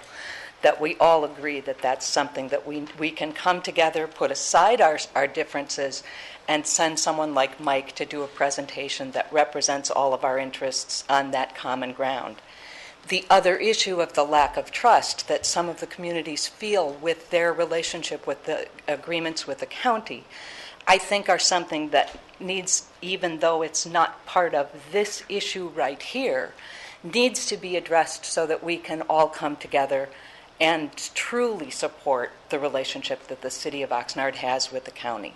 The city of Oxnard has been very open to neighborhood councils and involvement from the volunteers in our area, and we hope to be a part of that with the county as well. Thank you. Thank you, and thank you for your positive comments. Next speaker. Hello, my Your name's name? Audrey Keller. I'm a resident of Oxnard. I live in Mandalay Bay, and before we lived there, it was a strawberry field. So we are new to the community and to the county, and we thank you for your time. I would like to say that all of us that live on the north side of the bridge, many of us are boat owners, which are not accounted for in the previous slide that said 15% of boat owners live in the county. Well, if you re-look at the entire harbor that's north of the bridge, you could easily think that 99% of the boat owners and the people live in that new Mandalay Bay development and related areas. We are all county residents. The other thing is every boat owner that lives there has to go under the bridge to get out along with the tide. We share the water. We have to get fuel at the dock. And it's very important to us how our harbor is managed, and it's very important to us as new homeowners on a beautiful marina that we have a say in how our community is run. And both county and city should respond to us fairly, reasonably. We should have a clear voice in our community, and we should have very easy access to our community leaders, such as yourselves. Websites are not as easy to reach, and I have contacted Mr. Zaragoza after quite a long time working through your website, and I think both city and county should actually look at our beautiful harbor with one vision. Please don't go backwards to the 1963 agreement. Consider the north side of the bridge and the south side of the bridge as one harbor. We are all boaters, we love the harbor, and we love to enjoy whatever beautiful things you will bring to us as part of your planning process. Include us. please include us. Thank you very much for your testimony. And next, Supervisor Zaragoza. My door is open to you anytime, and my phone number is 654-2613. I'm there every single day. Mm-hmm. Good morning, sir. Hello, I'm Tom Danza, and I'm a resident of Mandalay Bay in the older houses that were built around the 70s. Why I'm here is important. It was difficult to come here today, but also difficult to move into Ventura County. My wife fell in love with the harbor after having lunch at the lobster trap on a Sunday, and obviously that was a while back. And we looked around, and the harbor is just magnificent. It just has a natural beauty, and that's why we're here. But I have a history going back to 1987 when I lived in Moore Park in Simi Valley area. I brought my kids here. We went boating. We went to Chewy's. We've been to the lobster trap, all the businesses that used to be here that are now gone. And we miss that. So I'm here because I'm concerned. I took off work today to come here, and it's important. The 1963 agreement, I think, served well, but that was over 50 years ago. And the point is that things have changed. 50 years ago, there wasn't residences. 50 years ago, there weren't communities that cared about the harbor because they were all regional people that had to drive here to enjoy the facility. So things have changed. The agreement should change, and it needs to be updated to reflect the fact that the streets are built, the fire station's in. So let's get with the plan and look to the future. So what I would like to ask, there's two things. Several times we've talked about public comment. I was here last 2013 in February when one of the ERNs was discussed, and I heard all about the public comment opportunities, which never came. I would like to know the date of the next public meeting, not here where we have 3-minute time limits. I want to know the date when we're going to have a public opportunity and discuss across the table the vision of the harbor. And the second thing I want is a published vision that maybe there's one on the website. I've been on the website and I've looked at some of the documents. I didn't notice the new vision, but and I'll give you one example. I saw the request for quote for Fish Harbor, and when it went out, it had a very nice summary of the history, and it had a lot of things that I agree with. But one of the things in there that confused me is the mixed use requirement. Thank you for your testimony. I'm sorry. Thank you. Yeah. Next speaker, please. Good morning. Good morning. I'm Lorraine Efris. I'm a resident of the harbor south of the Channel Islands Bridge, and I've lived there for 23 years, and many of you know me. I've been here many times. I think there are two issues. One is documents, and the other is process. I was very happy to hear Supervisor Foy this morning speak about the difficulties of tying yourself to an agreement for multiple years. And I think the 1963 agreement tying up the county and the city for 50 years, the Public Works Plan, which is the county's so-called vision for the harbor, which is 25 years old, the local coastal plan from Oxnard, which is also 25 years old, they do not serve us anymore. Those things need to be completely reworked. I was puzzled by Lynn Krieger's saying that there is a 2008 visioning process. I've been part of this harbor business since 2000, and I don't remember ever being invited to be part of any visioning process. Supervisor Parks once suggested a charrette. That went nowhere. The documents need to be all revisited, and the issue is the process of how you do that. We who live in the harbor, north and south, are working together very closely, and we don't see each other as enemies. And I feel very bad when I hear Supervisor Zaragoza talk about basically us and them.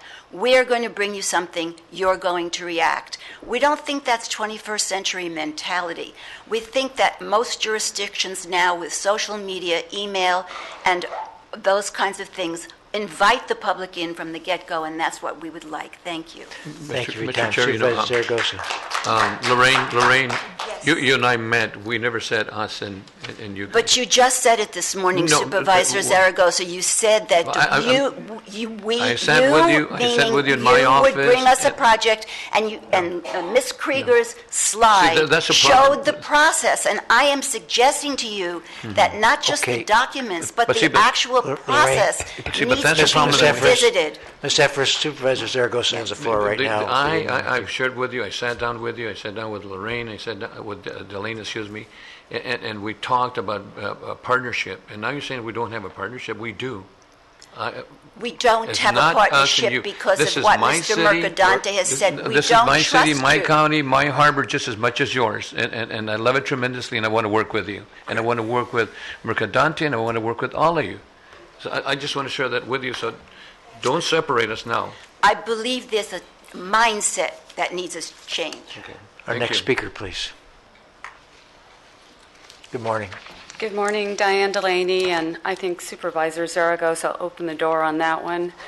I would just like to say that we have a new city manager in Oxnard, and residents are very passionate about him and very excited. So I do hope that you'll give him the time. He's had a lot of stuff dumped on him. The other day, Supervisor Long came to our city council meeting, and thank you, Supervisor Long.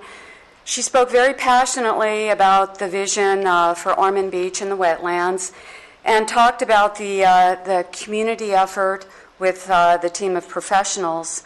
That's what we want to see with Fisherman's Wharf, and that's what's missing. Over and over again, we hear from Supervisor Zaragoza, who is losing faith in the community, about the button on the website. We want more than a button on a website. We want to be able to speak to the people that have this new lease agreement. I've heard them say that they do not want, today, 2 of them said they do not want any delays in the project. Let's set a date right now to put the community together with them. Then there won't be any delays. They'll hear what our concerns are, and we'll hear what they want. And boom, let's move forward. Everybody wants that developed. There are no longer any excuses for 20, 22 years of Fisherman's Wharf looking like that. There's been 2 recessions, but between the 2 recessions, the market has gone up. So there are no excuses. Something is wrong. Mm-hmm. And Supervisor Zaragoza, I like you as a person, but I have lost faith in you. I'm sorry. Mm-hmm. And if you want to open the door and hear more, go ahead. But I think that is the general sentiment of the community. I have more faith now than in Supervisor Long. I don't live in her community. I've worked with you for many, many years. But I don't have faith in you, Supervisor Zaragoza. But that's okay. All you tell us is about a button on a website. We're intelligent residents that pay tax dollars. We want more. My phone number's there. My office. I've gone to your house in the past. We're done with that. We're tired of it, Supervisor Zaragoza. We want to be treated like human beings. The 2 minutes is up. Our time is up here. Thank you, Supervisor Bennett. Thank you. And condolences for the officer. Thank you. Thank you. So we're done with the public speakers at this point in time. And I think we're ready for the motion to receive and file. Mr. Chair, can I... Supervisor Zaragoza? Let me share something. I really want to thank everybody for speaking today, and I think it's important that we hear both sides. And I think one of the important things that was mentioned today is that we want dialogue, that we want people to participate. I want that. I want to be open and transparent, and I think it's important that we do that. The city of Oxnard has a very, very good vehicle that we can use as the neighborhood councils. I participated. I'm a resident of Oxnard. I was a city employee. I was a council member, and I use a neighborhood council vehicle. It's a good vehicle. The INCF is a good vehicle to give us information, and I believe that the residents of the harbor, residents of Oxnard, can give us that input through the neighborhood council. It's one vehicle. My office is open. Anytime you want to come to my office, I'm there. And if we have a button and the website is not working, let me know. We'll correct it. But I want that input, and I think it's important. The developers have an exclusive right to negotiate that they're working on right now. When that comes to us, that exclusive right to negotiate, that's going to go out to the public. And I told them that. I think it's important that the public participate in that.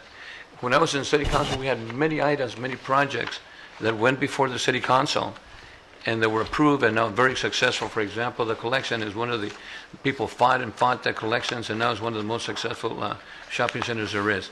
And I was able to participate with the public, and I want to do that now with Mercadante, with you, Delaney, with Lorraine, and with Mrs. Pina. So I'm willing to work with you folks, and I want to share that right now. Thank you very much. And this board meeting is going to end in 9 minutes. So I'd like to have a motion to receive and file, unless board members want to come back after the service.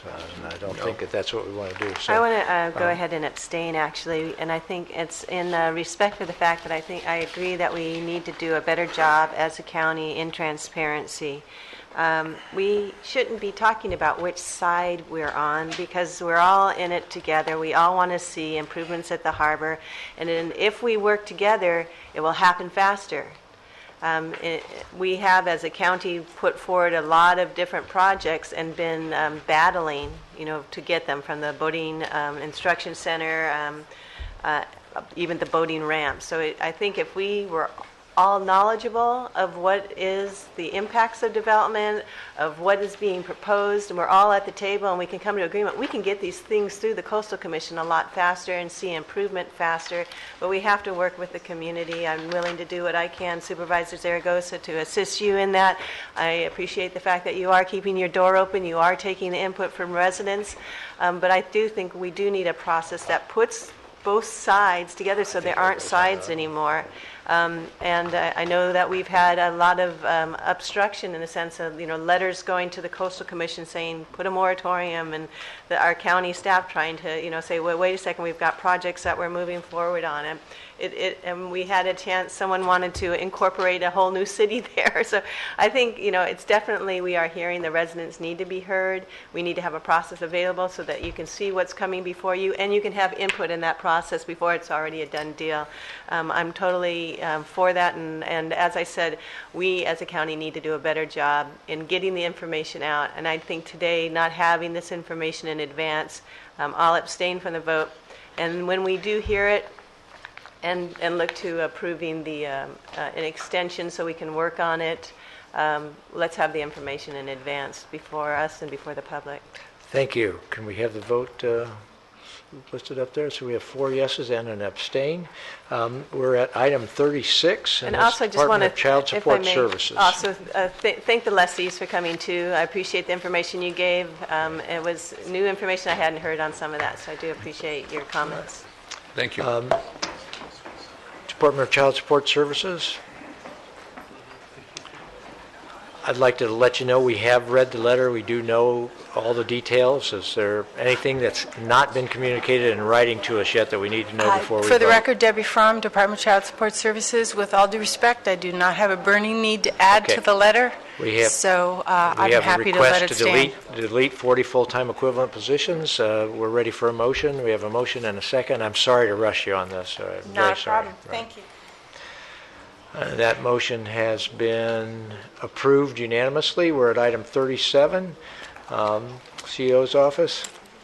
Good morning, Mr. Chair. Is there anything new that's not already out there? No, it's all in the board letter. We're establishing a couple of new positions. Okay, we have, salary ranges. it's explained even in the title there, all the major things and we have a motion and a second. We're ready to vote, and that motion passes.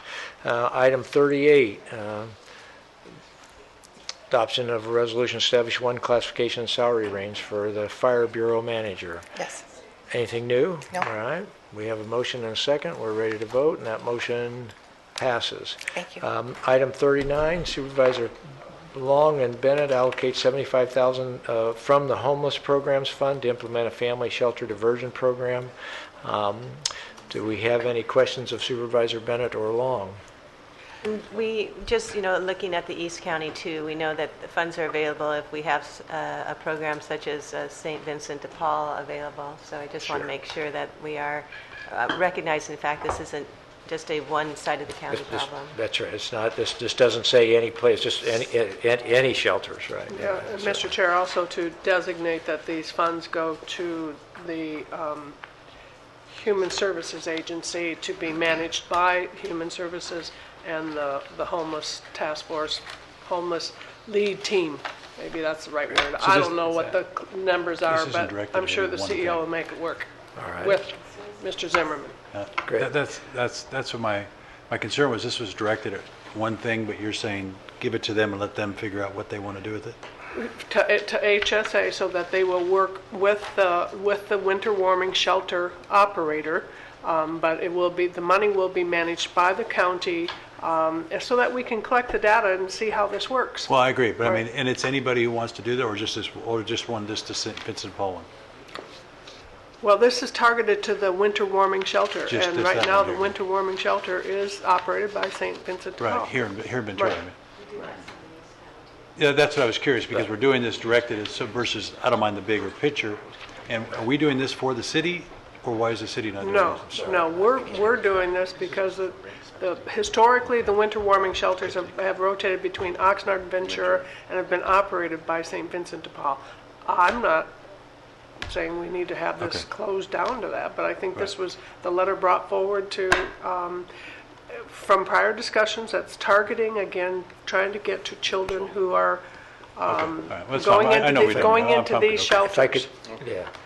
If I could summarize to, I think, address the questions that you're asking. Our intention was to try to not have children spend that first night in a homeless shelter. Right. The homeless shelter that we got those statistics from was the winter warming shelter, but our intention is not to limit it to that. If there are other shelters that our HSA staff thinks could benefit from this program, they're $75,000. We want, by the end of this spring, to say, we made it through the winter, and how many children can we have kept out of the shelter? Right. And I think that's the thing, if we're open and looking around. Is that clear to Barry? Can the motion reflect that? Because as you read the motion on your screen, it's specific to one. So just say, and others, for example. Let's say upcoming winter warming shelters. Okay. Great. That works. There you Because go. we do have Wonderful. some Yes, on that the East works. County. Okay, excellent.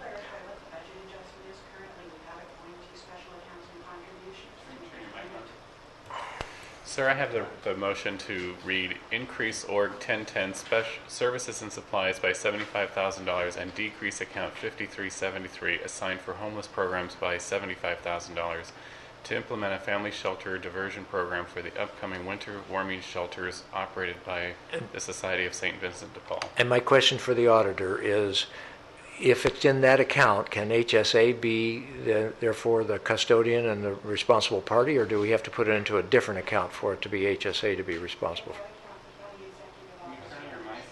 Oh, that's fine. The if the county executive office has it, that's fine. The county executive office can be responsible for it through HSA. Right. And as Brian read it still says specific shelter. Okay. So we're removing the name, the St. Vincent de Paul, because it's open to others too? Is that correct? We're saying upcoming winter warming shelters. Shelters. Period. And period. Okay? Thank you. Right there. Can you do that, Brian? Thank you very much. Now, if the thing will allow us, somebody will make a motion. And it's been moved and seconded. We're ready to vote. Thank you for the clarifications, everybody, from the auditor to the supervisors to This is like Brian. a football game, more points scored in the last 2 minutes. That's right. That's right. Right. And item 40, recommendation of Supervisor Bennett Long to direct that the Public Works Agency propose appropriate updates. We don't have the proposals, but we know that a year ago, Public Works was looking at updating our well ordinance. While there is a moratorium, it is, from a policy standpoint, the best time to do that because you won't have a rush of people coming in looking for well applications in anticipation of a change in it. So it's far better policy-wise to get the changes approved first. So this is a recommendation to direct that and to also make sure they reach out to all the various stakeholders and let them know what they're thinking before they bring this item back to us in December. And it doesn't say water. You want it to be water wells, correct? Well, or are we talking about any wells, no, water or oil? I'm sure it's just water, but we have Public Works here. It's specifically our water well ordinance, correct? It doesn't say that in your board letter. I realize that's what I'm trying to ask. Do we need that clarification? Or do we only have one well ordinance? We just have the one well ordinance that we're responsible for, which relates to water. Okay. All right, but we'll say county water well ordinance, so if we could add that to the motion. Are we asking for the outreach to be done before November 10th or 9th, or is that what it is? Asking for the outreach to be done also. And then, and just bring back, what, ideas, recommendations? Or Yes. Bring back a change to well ordinance so that we can do a In first draft. and second read, and the 30 days before the first expiration of the moratorium. So you're asking them in a month. Are you guys ready in a month to do that? I mean, I don't want to... Watch this answer. Oh, okay. Right. You already asked it, I know. I did. It's a very tight time frame, but we believe we can achieve it. And Tight time. You have already, you were working on this a year ago. That's correct. And yesterday when I spoke with you, you said you thought you'd have the first draft ready. We're well along the way. I thought yesterday your answer to me was you thought you'd have the first draft ready. People should have today. We should be, yes, relatively shortly. Okay, but is this going to be something that's available to the public within a week? So they don't end up with 2 or 3 days to look at this kind of a thing, or what? Yes, we certainly hope so. We want some time so they can actively respond back to us, not just have a token effort. Absolutely. Yeah, I agree. I mean, I don't mind, this is fine as long as the public has some time to look. Right. Because they're a little hesitant This is right not a release it on Thursday and they have to Yeah, that's what I comment meant. on That's what I Tuesday. don't want. This is going to be released I'm always asking well in Brian why advance we're of on that. Thursday I afternoon at 5 suspect, o'clock.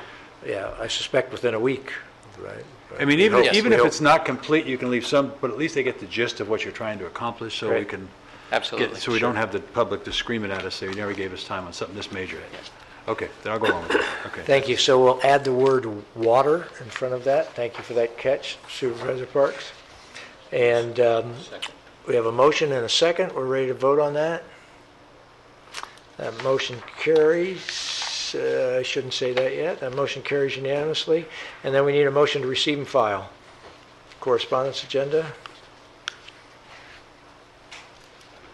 Been moved and seconded. We're ready to vote. Board members, I appreciate your cooperation, and to everybody in the public, and I'm sorry that this was faster than I think we want to normally run a meeting at this point in time. 2 more votes. One more vote. There we go. Are we doing closed session? Closed session? Closed session? We don't have any closed sessions for litigation. Right. So no closed sessions? No.